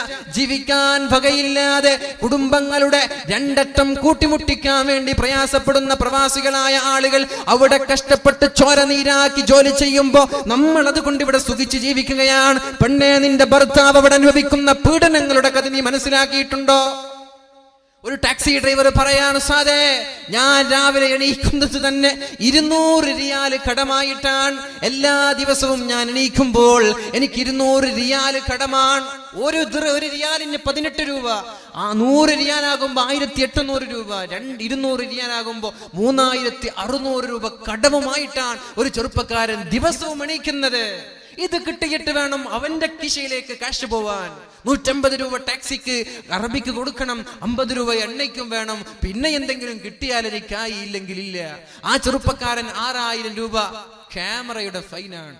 6000 നമ്മുടെ നാട്ടിലെ 6000 രൂപയല്ല, 6000 റിയാൽ. എങ്ങനെയാണ് ജീവിച്ചു പോകുന്നത്? അല്ലാഹു അലം. അല്ലാഹു അവരുടെ ജോലിയിലൊക്കെ ബർക്കത്ത് ചെയ്തിട്ട് വിഷമം തോന്നാണ്. വാർത്തകളൊക്കെ കേൾക്കുമ്പോൾ വല്ലാത്ത ബേജാറാവാണ്, വല്ലാത്ത വിഷമം തോന്നാണ്. ഇതൊക്കെ കാണാതെ, ഇതൊക്കെ തിരിച്ചറിയാതെ നമ്മുടെ പെണ്ണുങ്ങൾ ഇങ്ങനെ അടിച്ച് പൊളിക്കന്നെ. ഇവിടെ ടൗണായ ടൗണുകൾ, ഷോപ്പായ ഷോപ്പുകൾ. ഇവിടെ കേൾക്കാൻ സാധിച്ചത് കല്യാൺ സിൽക്സിൽ രാവിലെ പോയാൽ പിന്നെ വൈകുന്നേരം വരെ, രാത്രി വരെ തിരക്കന്നെയാണെന്ന്. ഫസ്റ്റ് ദിവസം തന്നെ 60 ലക്ഷത്തോളം കച്ചവടം എന്നാണ്. എന്താ ഇതിനു മുമ്പൊന്നും ഇവിടെ വസ്ത്രമില്ലാത്ത പ്രയാസം ഉണ്ടായിട്ടുണ്ടോ? ഒരു കല്യാൺ സിൽക്സ് വരുമ്പോഴേക്കും രാവിലെ മുതൽ വൈകുന്നേരം വരെ തപസ്സരിക്കാൻ ഇതിനു മുമ്പ് ഇവിടെ ഷോപ്പൊന്നും ഉണ്ടായിട്ടില്ലേ? ഇവിടെ ഇതിനു മുമ്പൊക്കെ എല്ലാവരും വിവസ്ത്രരായി നടന്നതാണോ? എന്താണിത്? സമ്പത്ത് കൊണ്ട് അടിച്ചു പൊളിക്കല്ല, ദൂർത്തടിക്കല്ല. നിങ്ങളുടെ ഭർത്താവ് കഷ്ടപ്പെട്ടുണ്ടാക്കുന്ന നാണയത്തൊട്ടുകൾ അള്ളാഹു നാളെ ചോദ്യം ചെയ്യുമെന്ന് പെണ്ണെ നീ കരുതിക്കോ. നാൾക്ക് ഓരോ വസ്ത്രം വേണല്ലേ, ദൈനംദിനം ഓരോ കുപ്പായം വേണമല്ലേ, ഓരോ ചെരുപ്പ് വേണമല്ലേ? ഇതിനൊക്കെ മറുപടി പറയണ്ടേ? ആ ഭർത്താക്കന്മാർ അവിടെ അനുഭവിക്കുന്ന ആ ഒരു പീഡന കഥ നീയൊന്ന് നിന്റെ കണ്ണുകൊണ്ട് കണ്ടാ പിന്നെ നീ ഒരു വർഷത്തിലൊരു വസ്ത്രമേ നീ ധരിക്കോ, നീ മനസ്സിലാക്കിക്കോ. ഇവിടെ സുഖിച്ച് ജീവിക്കാൻ, അവിടെയൊക്കെ മാന്യം നടക്കാൻ. എക്കണോമിക്കൽ ക്രൈസിസ്, ജോലി ഭീഷണിയിലാണ് പലരും. മൊബൈൽ ഷോപ്പുകൾ സ്വദേശിവൽക്കരണം നടത്താൻ. ആളുകളായ ജോലിക്കാർക്കൊക്കെ ലെറ്റർ വന്നു, നിങ്ങൾ ഒഴിഞ്ഞു പോയിക്കൊള്ളണം, ഇവിടെ നിൽക്കാൻ പാടില്ല. ആളുകളൊക്കെ ജോലിയുടെ ഭീഷണിയിലാണ്, ജോലി നഷ്ടപ്പെടുമോ എന്ന് ഭീഷണിയിലാണ്. ഇനി നമ്മുടെ ഗൾഫ് രാജ്യങ്ങളിലൊക്കെ മാന്യം സംഭവിച്ച് ഇങ്ങോട്ട് വന്നാ പിന്നെ നീ വസ്ത്രം ധരിക്കോ? പിന്നെ നീ 100 പവനും 50 പവനും സാരിയൊക്കെ നടക്കോ? അതുകൊണ്ടൊന്ന് കൺട്രോൾ ചെയ്യേ, ചെലവഴിക്കുമ്പോ കൺട്രോൾ ചെയ്യേ. വെള്ളത്തിന്റെ കഥ പറയണ്ടല്ലോ, വെള്ളമില്ല. മാർച്ച് മാസമേ ആയിട്ടുള്ളൂ. ഏപ്രിൽ മെയ് 2 മാസം ഇനി ശക്തമായ ചൂട് വരാനുണ്ട്. വെള്ളമില്ല, എവിടെ നോക്കിയാലും വെള്ളമില്ല. നമ്മളിങ്ങനെ ദൂർത്തടിച്ച് വെള്ളം തീർക്കന്നെ. പണ്ട് കാലങ്ങളിൽ 5 പേര് കുടിക്കുന്ന വെള്ളമാണ് ഇന്ന് ഒരാൾക്കൊരു പാത്രം കഴുകാൻ ഉപയോഗിക്കുന്നത്. നമ്മളിത് മനസ്സിലാക്കിയിട്ടുണ്ടോ? ഒരു കിണ്ടി കൊണ്ടോ ഒരു കപ്പ് കൊണ്ടോ ഒരു കൂജ കൊണ്ടോ കുടിച്ചിരുന്ന നമ്മുടെ പഴയകാല ഉപ്പമാർ ഇന്നോ പൈപ്പ് ഇങ്ങനെ തിരിച്ചു വെക്കുക, എന്നിട്ട് അങ്ങോട്ടും ഇങ്ങോട്ടും തിരിച്ചും മറിച്ചും കഴുകന്നെ 200 ലിറ്റർ 400 ലിറ്റർ 1000 ലിറ്റർ ഒക്കെ ഒരു ദിവസത്തിൽ വെള്ളം ഉപയോഗിച്ച് തീർക്കുക. പൊന്നു സഹോദരി, ഒരു ദിവസം കഴിഞ്ഞു, ഒരു മാസം കഴിഞ്ഞു വെള്ളമില്ലാതെ വന്നാൽ എന്ത് ചെയ്യാൻ പറ്റും നമ്മൾക്ക്? ശാസ്ത്രജ്ഞന്മാർ 2 ഓക്സിജനും ഹൈഡ്രജനും കൂടിയാൽ H2O അല്ലെ, വാട്ടർ എന്ന് പറഞ്ഞാൽ H2O. 2 ഹൈഡ്രജനും 1 ഓക്സിജനും കൂടിയാ വെള്ളം ഉണ്ടാക്കാം. ഇതുവരെ വെള്ളം ഉണ്ടാക്കിയോ? വെള്ളം ഉണ്ടായത് 2 ഹൈഡ്രജനും 1 ഓക്സിജനും കൂടിയിട്ടാണെന്ന് ശാസ്ത്രം പറയുന്നു. പക്ഷേ ഈ 2 ഹൈഡ്രജനും ഓക്സിജനും കൂട്ടി എവിടെയെങ്കിലും വെള്ളം ഉണ്ടാക്കി ചരിത്രം നിങ്ങൾ കേട്ടോ? വെള്ളം വലിയ വിഷയമാണ്, സൂക്ഷിക്കുക. അല്ലാഹു തൗഫീഖ് ചെയ്യട്ടെ. അപ്പൊ ഞാൻ പറഞ്ഞു വരുന്നത്, പ്രവാസികളുടെ വിഷമം മനസ്സിലാക്കാതെ ഇവിടെ ദൂർത്തടിച്ച് ജീവിക്കല്ല. അതേപോലെ ചില സഹോദരങ്ങൾ ഇവിടെ നിന്ന് ഹൗസ് ഡ്രൈവറിന്റെ വിസ എടുത്ത് പോവാ, എന്നിട്ട് മാസത്തിൽ 1000 രൂപ അറബിക്ക് അങ്ങോട്ട് കൊടുക്കുക. എവിടെയെങ്കിലും ജോലി ചെയ്ത് 1000 റിയാൽ അറബിക്ക് കൊടുക്കുകയാണ്. 3-4 മാസമായി ശമ്പളമില്ലാതെ കഷ്ടപ്പെടുന്ന ആളുകൾ എന്നോട് പറഞ്ഞു, ഞാൻ ഈ ജോലി ഒഴിവാക്കി പോവാൻ. 1500 റിയാലുള്ളൊരു ചെറുപ്പക്കാരൻ പറയാ, ഞാൻ ഈ ജോലി ഒഴിവാക്കി പോവാൻ, ഇതൊന്നും തികയുന്നില്ല. അങ്ങനെ ഒഴിവാക്കി പോകുമ്പോ എന്നോടൊരു ചങ്ങാതി വന്നിട്ട് പറഞ്ഞു, എനിക്ക് തരുമോ നിങ്ങളുടെ ആ ജോലി എന്ന്. ഞാൻ പറഞ്ഞു, എന്തിന് 1500? അപ്പൊ അയാൾ പറഞ്ഞു, 1500 മാസത്തിൽ കിട്ടുമല്ലോ, എനിക്ക് 4 മാസമായിട്ട് ശമ്പളമേ കിട്ടിയിട്ടില്ല. ആഴ്ചയിൽ ഒരു 100 റിയാൽ തരും, പിന്നെ രണ്ടാമത് ചോദിക്കുമ്പോ പറയും കഴിഞ്ഞ ആഴ്ച തന്നതല്ലേ എന്ന്. ഇങ്ങനെയൊക്കെ കഷ്ടപ്പെട്ട് ചോരനീരാക്കി വിയർപ്പൊലിപ്പിച്ച് ജീവിക്കുന്ന എത്രയോ പാവങ്ങളായ പ്രവാസികൾ, അവരെ നമ്മൾക്ക് കണ്ടില്ലെന്ന് നടിക്കാൻ പറ്റുമോ? അള്ളാഹു അവരുടെ ജോലിയിലൊക്കെ ബർക്കത്ത് ചെയ്യട്ടെ. അള്ളാഹു അവരുടെ ജോലിയിലൊക്കെ ബർക്കത്ത്. എന്നിട്ടും അവരുടെ സ്നേഹം വല്ലാത്ത സ്നേഹമാണ്. ഞങ്ങൾക്ക് വേണ്ടി പർച്ചേസ് ചെയ്ത് തരിക, ഞങ്ങൾക്ക് വസ്തുക്കൾ വാങ്ങിച്ചു തരിക, നമ്മളെ കാണാൻ വേണ്ടി ഓടി വരിക. അള്ളാഹു അവർക്ക് ബർക്കത്ത് ചെയ്യട്ടെ. അവരുടെ പ്രയാസങ്ങളൊക്കെ അള്ളാഹു തീർത്തു കൊടുക്കട്ടെ. അതുകൊണ്ട് പൊന്നു സഹോദരിമാരെ, ഇതൊക്കെ നമ്മൾ തിരിച്ചറിയാതെ ജീവിച്ചാൽ നമ്മൾക്ക് വരാനുള്ളത് അപകടമാണ്. ഏതായാലും സമയം 9:40 ഞാൻ നിർത്താൻ പോവാണ്. 10 മണി കൃത്യം ഇൻഷാ അല്ലാഹ്. 2 കാര്യം നമ്മൾ ഇവിടെ പറഞ്ഞു. ഒന്ന്, 20 മിനിറ്റ് ഉണ്ട്. 2 കാര്യം നമ്മളിവിടെ പറഞ്ഞു. ഒന്ന്, അള്ളാഹു മുടിയെ ബന്ധിച്ച് തല ഇങ്ങനെ തലച്ചോറ് തിളച്ചു മറിയുന്നത്, അത് ആളുകൾക്ക് മുടി കാണിച്ച് നടക്കുന്ന പെണ്ണാണ്. അവള് സൂക്ഷിക്കുക. മുടി പുറത്തിറങ്ങുമ്പോ എന്റെ മുടി കാണുന്നുണ്ടോ, ആളുകൾക്ക് ഇത് കാണാൻ അവസരമുണ്ടോ? ക്ലാസ്സിൽ ഇരിക്കാൻ നിന്റെ ക്ലാസ്മേറ്റ് നിന്നെ കന്യ പുരുഷനാണ്. നമ്മുടെ ക്ലാസ്മേറ്റ് ചങ്ങാതി ഗേൾ ഫ്രണ്ട് എന്നൊക്കെ പറയുന്നുണ്ട്. പൊന്നു സഹോദരി, അതൊക്കെ ഹറാമാണ്. നമ്മൾ കരുതുന്നുണ്ടാക്കി ഇതൊക്കെ ബോയ് ഫ്രണ്ട് അല്ലേ. ബോയ് ഫ്രണ്ട് എന്ന് പറഞ്ഞ ആങ്ങളെയാണോ? ബോയ് ഫ്രണ്ട് എന്ന് പറഞ്ഞ ഉപ്പയാണോ? ഒരു ബോയ് ഫ്രണ്ടും ഇല്ല. ഇങ്ങനെ ഒരു ബോയ് ഫ്രണ്ട് തന്നെയാണ് ഫോട്ടോ എടുക്കാൻ വേണ്ടി വിളിച്ചോണ്ട് പോയി ഓടിച്ചു കൊണ്ടുപോയത്. ഇങ്ങനെയുള്ള ബോയ് ഫ്രണ്ട് ഒന്നും ഹലാലല്ല, ഇത് ഹറാമാണ്. മുടി മറച്ചു വെക്ക. സ്കൂളിലാണെങ്കിലും ട്രെയിനിലാണെങ്കിലും ബസ്സിലാണെങ്കിലും എവിടെയാണെങ്കിലും കല്യാണ മണ്ഡപങ്ങളിലാണെങ്കിലും.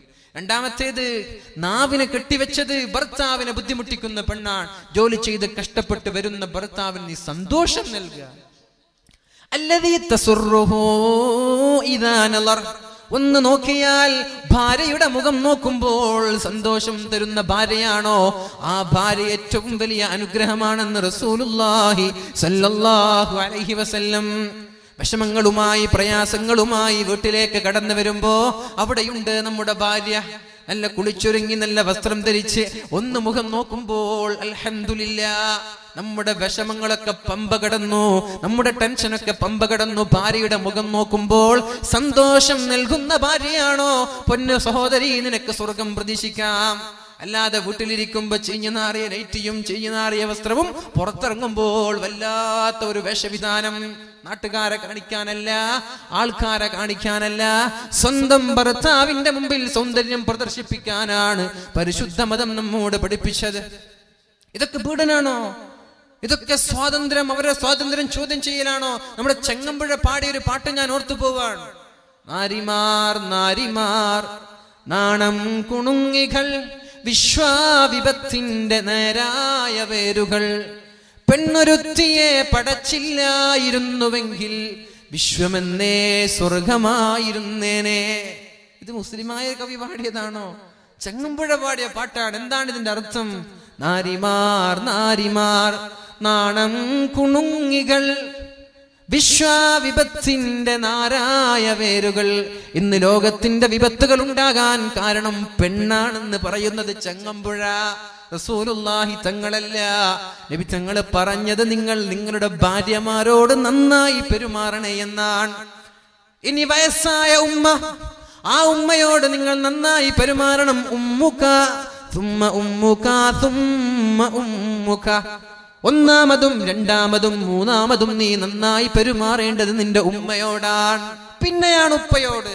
എവിടെ നോക്കിയാലും ഇസ്ലാം പെണ്ണിന് സ്വാതന്ത്ര്യം നൽകിയിട്ടേ ഉള്ളൂ. എന്നിട്ട് പറയാൻ, പെണ്ണൊരുത്തിയെ പടച്ചില്ലായിരുന്നുവെങ്കിൽ വിശ്വമെന്നേ സ്വർഗമായിരുന്നേനെ.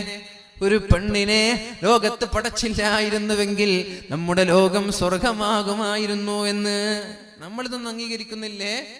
പെണ്ണുങ്ങൾ വെറും വൈകാരിക താല്പര്യങ്ങൾക്ക് വേണ്ടി മാത്രം ഉപയോഗിക്കേണ്ട ആളുകളല്ല. അത് ചില ആളുകൾ അങ്ങനെ പറയുന്നുണ്ട്. ഇസ്ലാം അങ്ങനെയല്ല. ഷേക്സ്പിയർ പറഞ്ഞുവല്ലോ, ഫ്രൈൽറ്റി തൈ നൈം ഈസ് വുമൺ. ചാപല്യമേ നിന്റെ പേരോ സ്ത്രീ.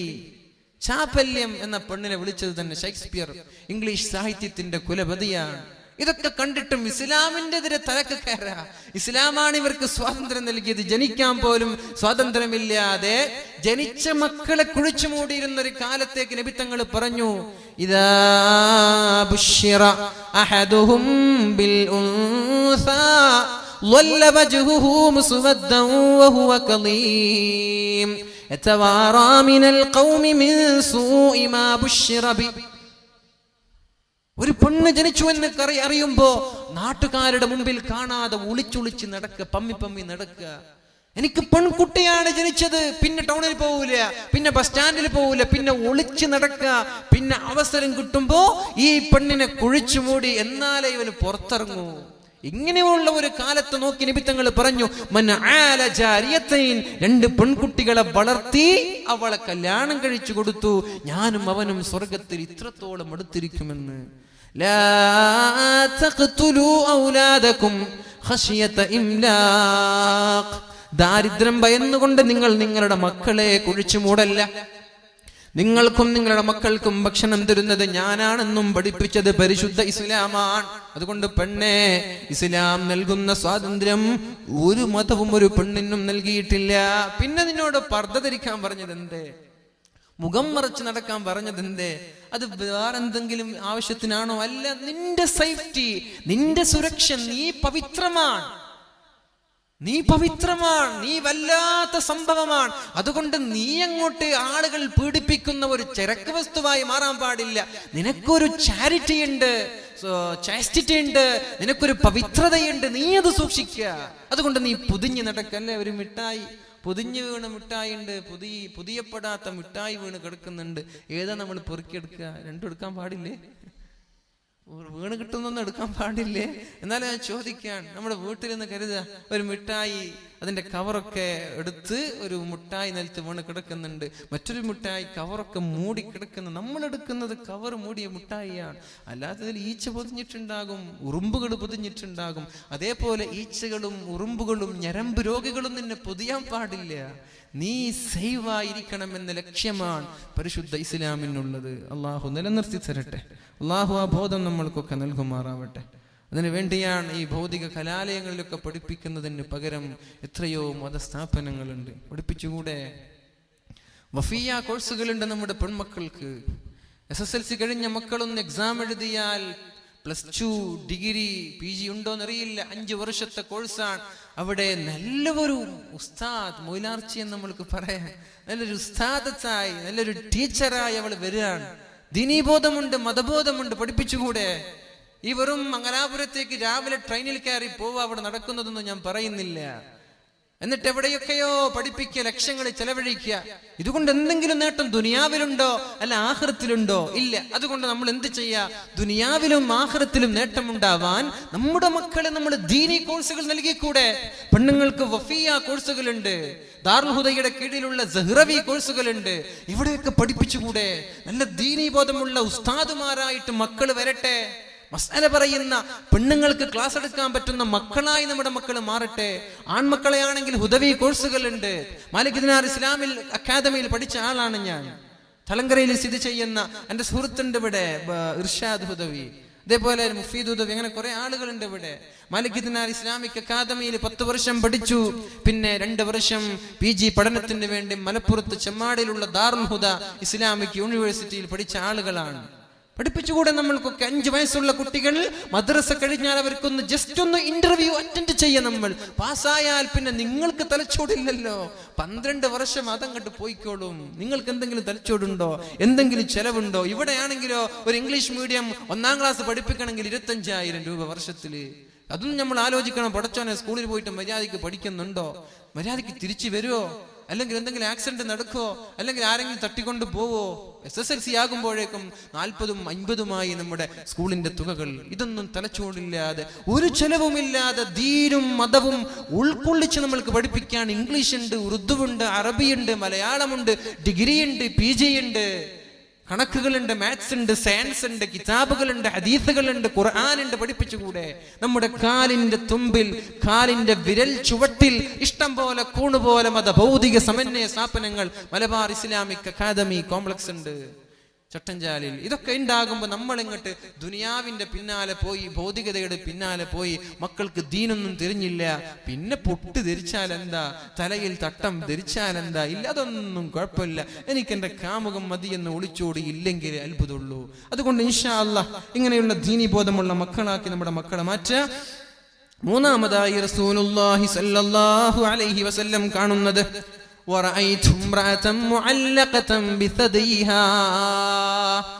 അവളുടെ നിതംബങ്ങളെ, അവളുടെ മുലയെ അല്ലാഹു തആല നരകത്തിൽ ഇങ്ങനെ പിടിച്ചു കെട്ടി വെച്ചിട്ടുണ്ട്. അവളുടെ ചെസ്റ്റിനെ, അവളുടെ ബ്രസ്റ്റിനെ അല്ലാഹു തആല നാളെ നരകത്തിൽ കെട്ടിവെച്ചിട്ടുണ്ട്.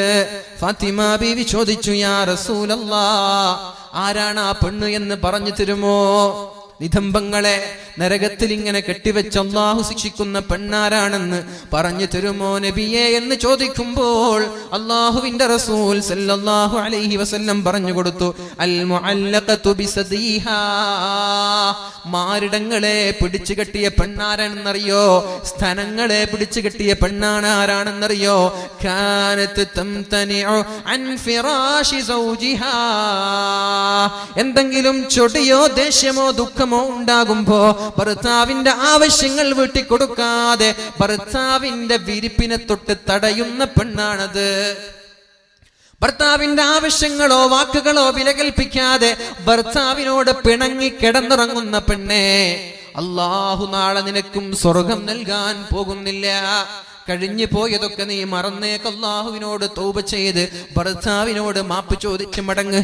ഇൻഷാ അല്ലാഹ് ഇനിയുള്ള കാലം ഞാൻ അങ്ങനെ ഒരു തെറ്റ് ചെയ്യില്ല, എന്റെ ഭാഗത്ത് നിന്ന് അങ്ങനെ ഒന്നും ഉണ്ടാവില്ല എന്ന് നമ്മൾക്ക് പ്രതിജ്ഞ എടുത്തുകൂടെ? ഭർത്താവിനോട് പിണങ്ങി കിടന്നുറങ്ങുന്ന പെണ്ണ്, ഭർത്താവിനോട് പിണങ്ങി സ്വന്തം വീട്ടിൽ നിന്ന് ഭർത്താവിന്റെ വീട്ടിലേക്ക് വരാതെ ആഴ്ചകളോളം മാസങ്ങളോളം സമ്മതമില്ലാതെ അവിടെ തന്നെ താമസിക്കുന്ന പെണ്ണ്, അല്ലെങ്കിൽ 2 പേരും ഒരു ബെഡിൽ തന്നെയാണ് കിടക്കുന്നത്, ഒന്നങ്ങോട്ട് നോക്കുന്നുണ്ട്, മറ്റൊന്നങ്ങോട്ട് നോക്കി പിണങ്ങി കിടന്നുറങ്ങുകയാണ്.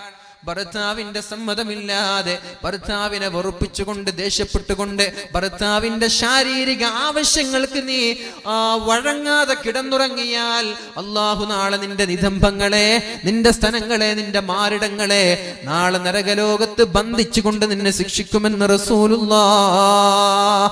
നമ്മൾ പെടരുത്. ഇങ്ങനെയുള്ള തെറ്റുകളിലോ കുറ്റങ്ങളിലോ നമ്മൾ അകപ്പെടാൻ പാടില്ല. അല്ലാഹു നമ്മൾക്ക് ബോധം നൽകട്ടെ. കഴിഞ്ഞു പോയ പാപങ്ങൾ അല്ലാഹു പുറത്തു തരുമാറാവട്ടെ. 4മതൊരു പെണ്ണ്, അല്ലാഹുവിന്റെ ഹബീബ് കരയാൻ. എങ്ങനെ കരയാതിരിക്കും? ഈ സംഭവങ്ങളൊക്കെ കണ്ണുകൊണ്ട് കാണാൻ. ഏതോ ഒരു പെണ്ണങ്ങോട്ട് വിളിച്ചോടുമ്പോ നമ്മുടെ മനസ്സിൽ വിഷമം വരുന്നുണ്ട്, അല്ലേ? നമ്മുടെ മക്കളല്ല, നമ്മുടെ കുടുംബമല്ല, ഒരു മുസ്ലിമായി പോയതിന്റെ പേരിൽ ഞങ്ങൾക്ക് പോലും ദുഃഖം സഹിക്കാൻ പറ്റുന്നില്ല. അങ്ങനെ ഒരു വാർത്ത ഞങ്ങൾക്ക് വായിക്കാനുള്ള ത്രാണിയില്ലാത്ത എത്രയോ ചെറുപ്പക്കാർ നമ്മുടെ കൂട്ടത്തിലുണ്ട്.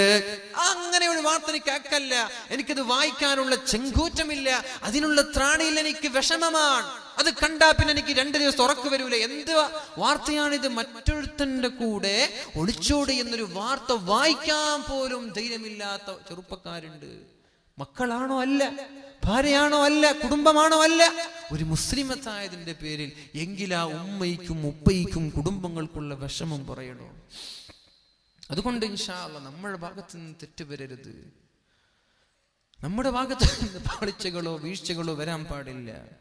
നാലാമതായി റസൂലുള്ളാഹി സ്വല്ലല്ലാഹു അലൈഹി വസല്ലം പറയാൻ, വറഅയ്തു ഇംറഅതൻ തഅകുലു ലഹ്മ ജസദിഹാ വന്നാറു തൂഖദു മിൻ തഹ്തിഹാ. ഒരു പെണ്ണവിടെയുണ്ട് നരകത്തിൽ. അള്ളാഹുവിന്റെ ഹബീബ് ഇതൊക്കെ കാണുകയാണ്. അവളിങ്ങനെ നരകത്തിൽ കിടന്നുകൊണ്ട് പിടയുന്നത്, അവൾ അട്ടഹസിക്കുന്നത്, വെപ്രാളപ്പെടുന്നത്, ഒച്ചവെക്കുന്നത്, അവളുടെ ശരീരത്തിന്റെ വേദനകൾ അനുഭവിക്കുന്നത് അള്ളാഹുവിന്റെ ഹബീബ് കണ്ടപ്പോൾ കരഞ്ഞുപോയി.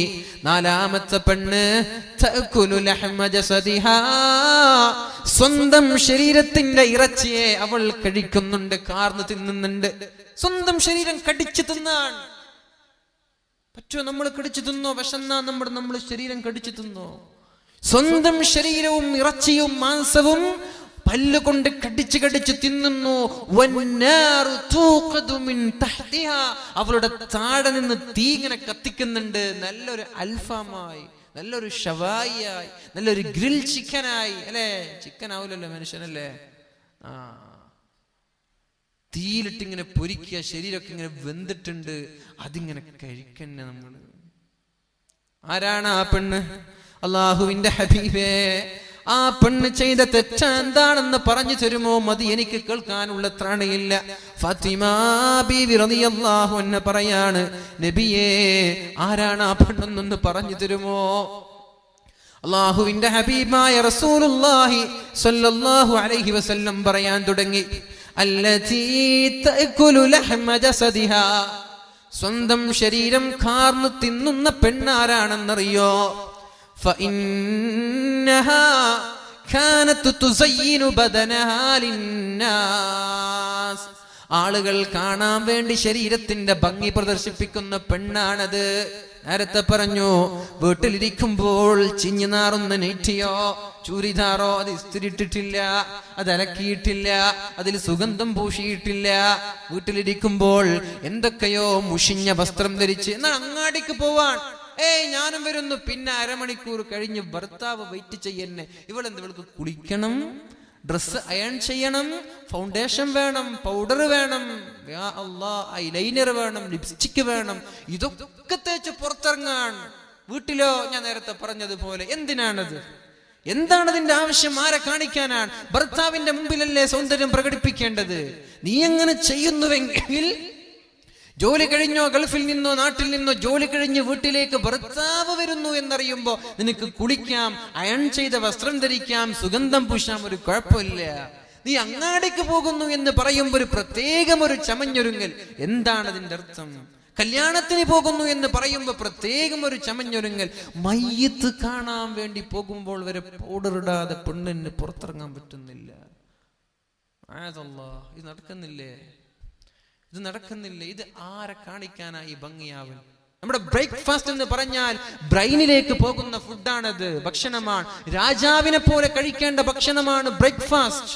അതൊഴിവാക്കാൻ പാടില്ല. മന്ദബുദ്ധിയാകും. പിന്നെ നീ SSLCക്ക് പുസ്തകം പിടിച്ച് റൂം നിറയെ വീട് നിറയെ നടന്ന് പഠിച്ചിട്ട് കാര്യമില്ല. എന്തേ? നീ നിന്റെ സൗന്ദര്യം വർദ്ധിപ്പിക്കാനുള്ള തിരക്കിൽ നാസ്ത കഴിക്കാൻ നിനക്ക് മറന്നുപോയി. അപ്പോഴേക്കും നിന്റെ ബ്രെയിനിന് തകരാറ് സംഭവിച്ചു. പിന്നെ നീ പുസ്തകം പഠിച്ചിട്ട് കാര്യമില്ല, പഠിയൂല. തസഹറൂ ഫഇന്ന ഫീഹി ബറക. പരിശുദ്ധമായ റമദാൻ മാസത്തിലും സുന്നത്ത് നോമ്പുകൾ എടുക്കുമ്പോഴും നിങ്ങൾ അത്താഴം കഴിക്കണേ, അതിൽ ബറക്കത്തുണ്ട്. ഇത് എന്തേ നബി തങ്ങൾ പറഞ്ഞു? വെറുതെ പറഞ്ഞതാണോ? തസഹറൂ ഫഇന്ന ഫീഹി ബറക. നമ്മള് മസിൽ പിടിക്കാറുണ്ട്. ഞാൻ അത്താഴൊന്നും കഴിക്കാറില്ല, ഞാൻ അങ്ങനെ നോമ്പ് പിടിക്കുന്ന ആളാണ്, ഞാൻ ഇന്നാലുന്ന ആളാണ്, അല്ലേ? അങ്ങനെയൊക്കെ നമ്മൾ ബമ്പ് പറയാറുണ്ടല്ലോ, ബൂസ്റ്റ് ചെയ്യാറുണ്ടല്ലോ. അത്താഴം കഴിക്കാതെ ഞാൻ 30 നോമ്പ് നോക്കി. പൊന്നു സഹോദര, അതൊന്നും ഒരു ക്രെഡിറ്റ് അല്ല. തസഹറു, നീ അത്താഴം കഴിക്കെന്തേ? ഫഇന്ന ഫീഹി ബറക, അതിൽ ബർക്കത്തുണ്ട്. അതാണ് ആധുനിക ആരോഗ്യശാസ്ത്രം നമ്മൾക്ക് പഠിപ്പിച്ചു തരുന്നത്. നാസ്ത കഴിക്കണം, അത് ബ്രെയിൻ ഫുഡാണ്. അത് ഒഴിവാക്കിയാൽ ബ്രെയിനിന് തകരാറ് സംഭവിക്കും. ലഞ്ച് അതും കഴിക്കണം, ഉച്ചഭക്ഷണം അതും അല്പം കഴിക്കണം, പിന്നെ രാത്രി ഡിന്നർ അത് കഴിച്ചില്ലെങ്കിൽ കുഴപ്പമില്ല, അത് കുറച്ച് കഴിച്ചാൽ മതി. നമ്മൾ നേരെ ഓപ്പോസിറ്റായി മാറി അല്ലേ? രാത്രിയാകുമ്പോ എല്ലാ നമ്മുടെ എന്താ പറയാ ബേക്കറികളും നമ്മുടെ ഫാസ്റ്റ് ഫുഡ് ഹോട്ടലുകളൊക്കെ തുറന്നു വൈകുന്നേരമാകുമ്പോ. പിന്നെ ചെറുപ്പക്കാർക്ക് എന്താ പണ്ടേ, പിന്നെ ഷവർമയായി, പിന്നെ അൽഫാമും ഗ്രിൽ ചിക്കനൊക്കെ കൂട്ടമായി അടിക്കുക, പെപ്സി കുടിക്കുക, സെവനപ്പ് അടിക്കുക, സീസർ വലിക്കുക, കടന്നുറങ്ങുക 12 മണിക്ക്. രാത്രി കുറച്ച് കഴിക്കുന്ന, രാത്രി കുറച്ചേ കഴിക്കാൻ പാടുള്ളൂ. നാസ്ത നന്നായി കഴിക്കണം. അത് ശരീരത്തിന് പുഷ്ടി നൽകുന്ന, നറിഷ്മെന്റ് നൽകുന്ന ഭക്ഷണമാണ്. അത് നീ നന്നായി കഴിക്കും.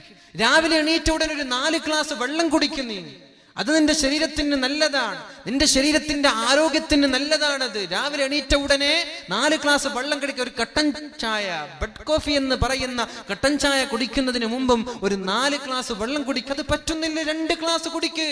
അത് ശരീരത്തിന്റെ വിഷലിപ്തമായ രാസവസ്തുക്കൾ ഇഴിഞ്ഞു പോകാൻ കാരണമാണ്. ചെയ്തുകൂടെ? ആരോഗ്യത്തിന് നല്ലതാണത്, ശോധന കിട്ടാൻ നല്ലതാണത്. അതുകൊണ്ട് രാവിലെ എണീറ്റ ഉടനെ 2 ഗ്ലാസോ 4 ഗ്ലാസോ വെള്ളം കുടിക്കുക. പിന്നെയാവാം കട്ടൻ ചായ ഒക്കെ. അങ്ങനെ ബ്രേക്ക്ഫാസ്റ്റ് കഴിക്കാതെ പൊന്നു സഹോദരി, നീ നിന്റെ സൗന്ദര്യം ചെറുപ്പക്കാർക്കോ നാട്ടുകാർക്കോ ക്ലാസ്മേറ്റിനോ കോളേജ് മേറ്റിനോ കാണിച്ചിട്ട് നീ ഏറിപ്പോയ ഒരു 10-15 വർഷം നടക്കും. പിന്നെ കല്യാണം കഴിഞ്ഞ് ഗർഭിണിയാകുമ്പോൾ നടുവേദന, പിന്നെ മുട്ടുവേദന, പിന്നെ നടക്കാൻ പറ്റുന്നില്ല, പിന്നെ ഓപ്പറേഷൻ ഒക്കെ സിസേറിയനാണ്, ഡെലിവറി നടക്കുന്നില്ല. ഇന്നലെ ഒരു വോളിബോൾ കളിക്കുന്ന ഒരു പെണ്ണ് ബാത്റൂമിൽ വെച്ച് പ്രസവിച്ചു. എന്നിട്ട് എന്ത് ചെയ്തു എന്നറിയോ? ആ കുഞ്ഞിനെ ഒരു കുറ്റിക്കാട്ടിൽ വലിച്ചെറിഞ്ഞു, പെണ്ണ് കളിക്കാൻ പോയി. നമ്മുടെ പെണ്ണുങ്ങളോ പ്രസവിച്ചിട്ട് 2 മാസം കിടക്കാതെ എണീക്കാൻ പറ്റുമോ? ബാത്റൂമിൽ പ്രസവിച്ചു, ഡോക്ടർ ഇല്ല സഹായിക്കുന്ന. ഇത് ഇന്നലെ 2 ദിവസം മുമ്പ് വായിച്ച വാർത്തയാണ്, ഇത് നുണയല്ല. ബാത്റൂമിൽ പ്രസവിച്ചു, എന്നിട്ട് കുറ്റിക്കാട്ടിൽ വലിച്ചെറിഞ്ഞു. അതുവഴി നടക്കുന്ന ആളുകൾ കുട്ടിയുടെ കരച്ചിൽ കേട്ട് നോക്കുമ്പോൾ ഒരു കുട്ടിയാണ് അവിടെ. പിന്നെ കുട്ടി രക്തം നോക്കി അത് ചീസ് ചെയ്ത് വന്നു. അങ്ങനെ എത്തുമ്പോ ബാത്റൂമിലാണ് പ്രസവിച്ചത് എന്ന് മനസ്സിലായി.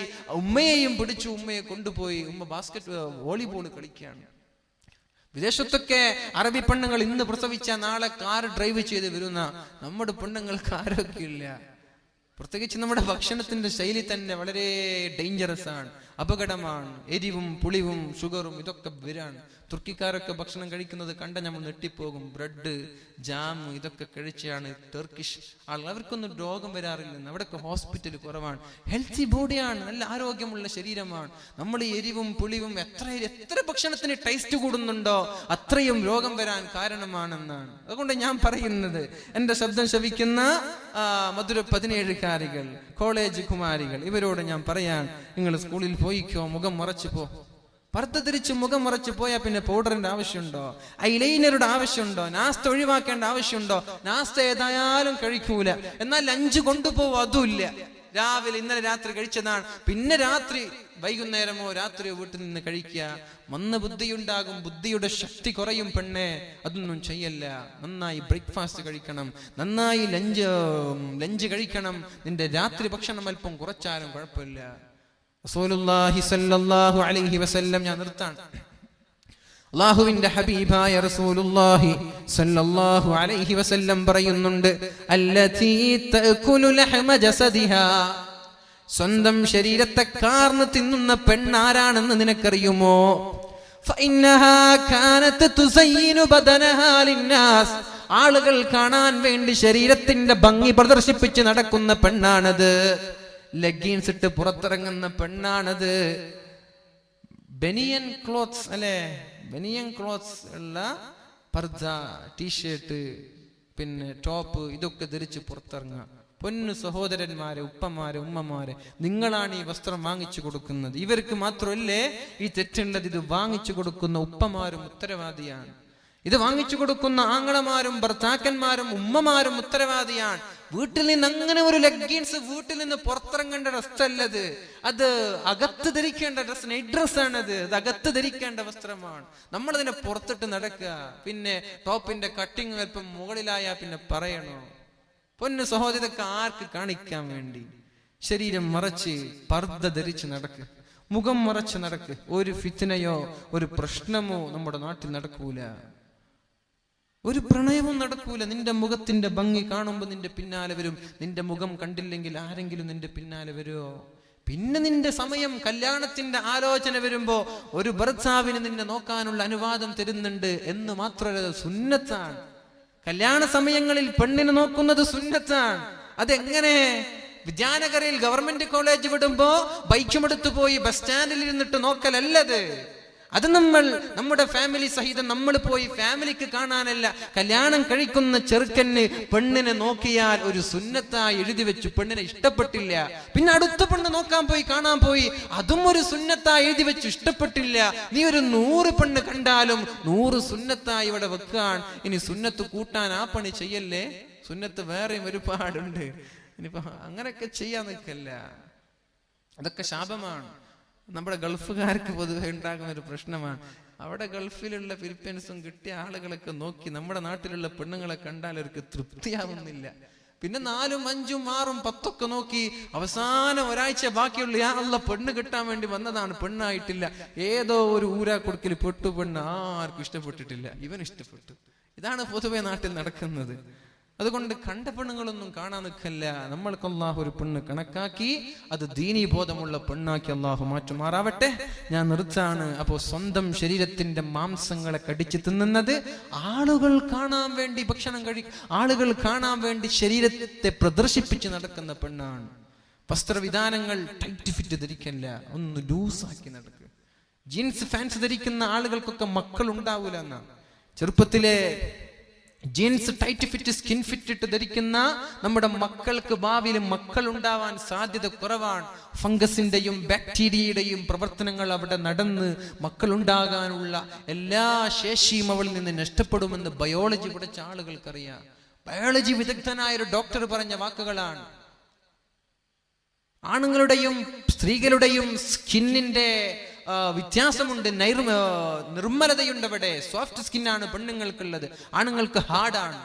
അതുകൊണ്ട് ആണുങ്ങൾ ധരിക്കുന്ന വസ്ത്രമാണ് ജീൻസ് എന്നുള്ളത്. അത് പെണ്ണുങ്ങൾ അങ്ങോട്ട് പാശ്ചാത്യന്റെ സംസ്കാരം കണ്ട് നമ്മൾ ഫോളോ ചെയ്തു, നമ്മളും അത് ധരിക്കാൻ തുടങ്ങി. പിന്നെ അവിടെ നമ്മുടെ സ്കിന്നിന് കേട് സംഭവിച്ചു, അവിടെ ഫംഗസ് ഉണ്ടായി, ബാക്ടീരിയ ഉണ്ടായി, നമ്മുടെ പ്രസവിക്കേണ്ട അതിന് ആവശ്യമായ സെല്ലുകളും കോശങ്ങളും എല്ലാം നശിച്ചു പോവാണ്. അതുകൊണ്ട് അങ്ങനെയൊന്നും നമ്മൾ ധരിക്കല്ല, അതും സൂക്ഷിക്കുക. ശരീരം മറച്ച് നമ്മൾ ജീവിക്കുക. ഒരു കാര്യം കൂടി ഞാൻ പറയാൻ, 5ാമതായ ഒരു പെണ്ണിനെ അള്ളാഹുവിന്റെ ഹബീബ് കാണുന്നുണ്ട്. ഇതൊന്നും കൂടി പറഞ്ഞ് ഞാൻ നിർത്താം. ഒരു പെണ്ണിനെ ഞാൻ കണ്ടു. അവളുടെ കാലുകളെ അല്ലാഹു തആല കൈകളിലേക്ക് ബന്ധിച്ചു വെച്ചിട്ടുണ്ട്. കാലുകളെ കൈകളിലേക്ക് ബന്ധിച്ചു വെച്ച ഒരു പെണ്ണ്. പാമ്പുകൾ അവളുടെ ശരീരത്തിലേക്ക് ഇഴഞ്ഞു കയറുന്നുണ്ട്. ചേളുകളും പാമ്പുകളും വിഷലിപ്തമായ പത്തി വിടർത്തി ഇവളെ കഴിക്കാനും ഭക്ഷിക്കാനും ഇവളെ ആക്രമിക്കാനും വേണ്ടി നരകത്താലുള്ള പാമ്പുകൾ കടന്നു വരുന്നുണ്ട്. അവളുടെ കാലുകൾ അല്ലാഹു ബന്ധിച്ചു വെച്ചിരിക്കുകയാണ്. ഓടാൻ പറ്റില്ല, നടക്കാൻ പറ്റില്ല, ഒന്ന് പെടയാൻ പറ്റില്ല, ഒന്ന് അനങ്ങാൻ പറ്റില്ല. കൈയും കാലും ബന്ധിച്ചിരിക്കുന്നുണ്ട്. പാമ്പുകളാണ് കടന്നു വരുന്നത്, തേളുകളാണ് കടന്നു വരുന്നത്. ആരാണ് നബിയെ ആ പെണ്ണെന്ന് പറഞ്ഞു തരുമോ?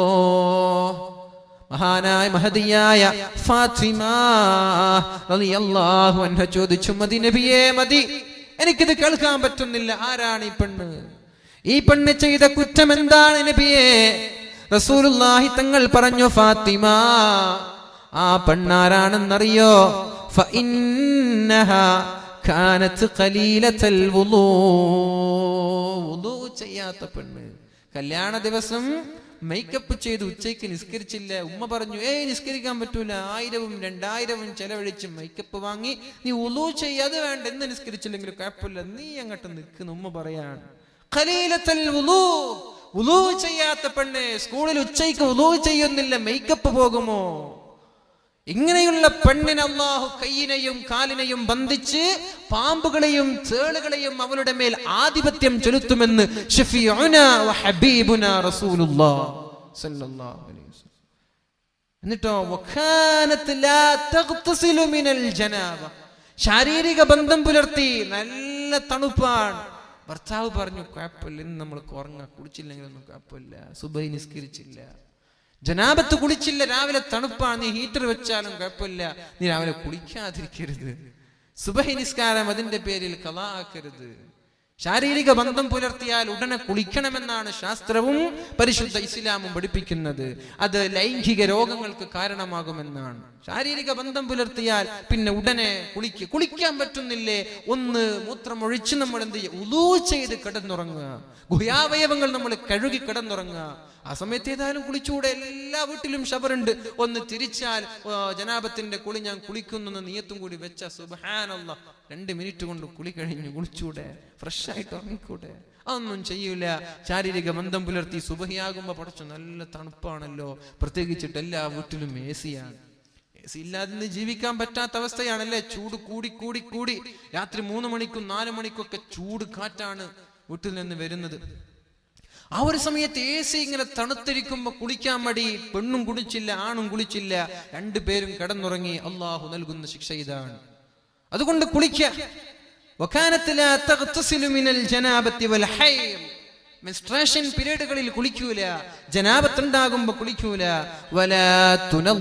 അവൾ വൃത്തിയാക്കൂല, ശരീരം വൃത്തിയായി നടക്കൂല.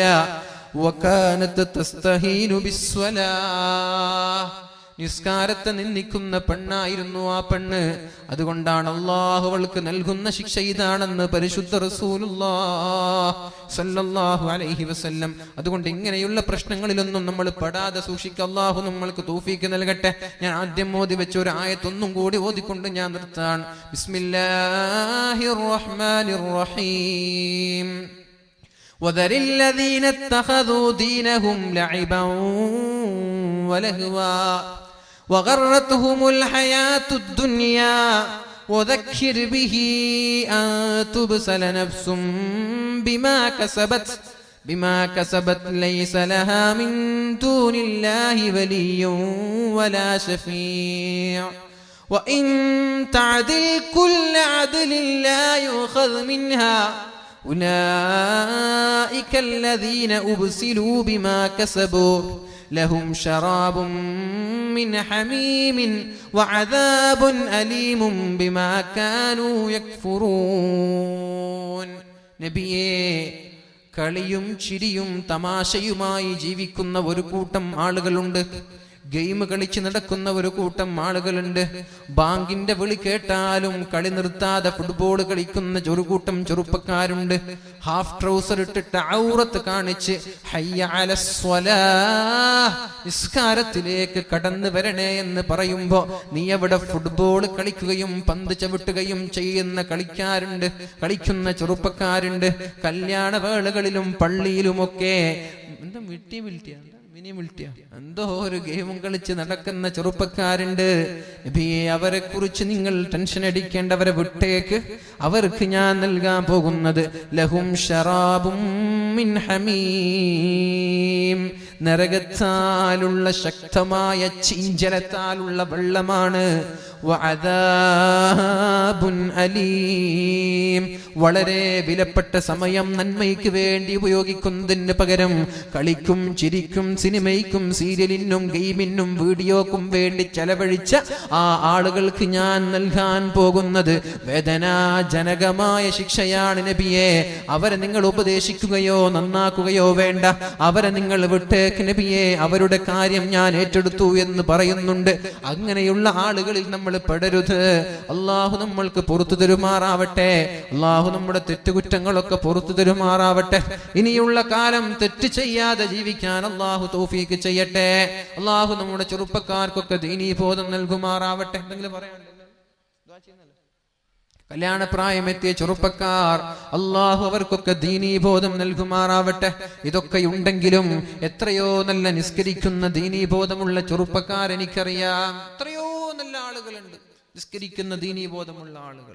അള്ളാഹു അവർക്ക് ഇനിയും ഇസ്സത്ത് നിലനിർത്തുമാറാവട്ടെ.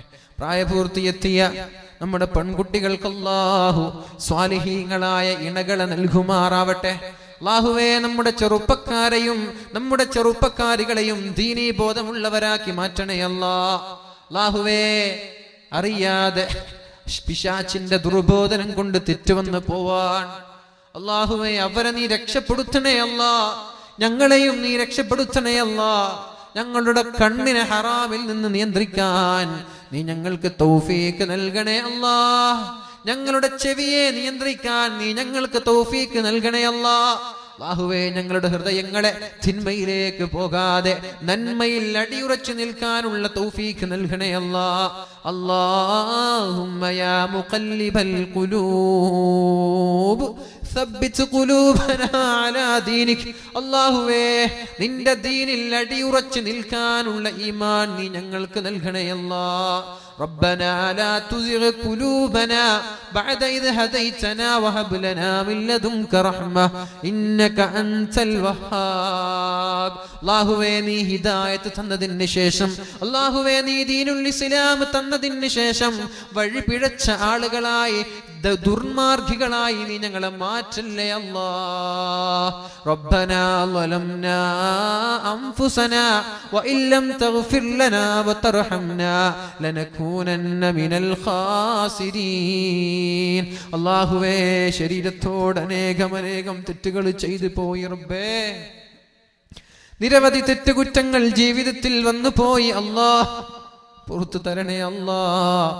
നീ പുറത്തു തന്നില്ലെങ്കിൽ ഞങ്ങൾ നരകത്തിൽ വെന്തുരുകുന്ന പാപികളായി പരാജിതരിൽ പെട്ടുപോകും റബ്ബേ. അതുകൊണ്ട് നിന്റെ കാരുണ്യം നീ ഞങ്ങളിലേക്ക് നൽകണേ അല്ലാഹ്. നേ അല്ലാഹ്, നേ അല്ലാഹ്, നേ അല്ലാഹ്, നേ അല്ലാഹ്, നേ അല്ലാഹ്, നേ അല്ലാഹ്, നേ അല്ലാഹ്, നേ അല്ലാഹ്, നേ അല്ലാഹ്, നേ അല്ലാഹ്.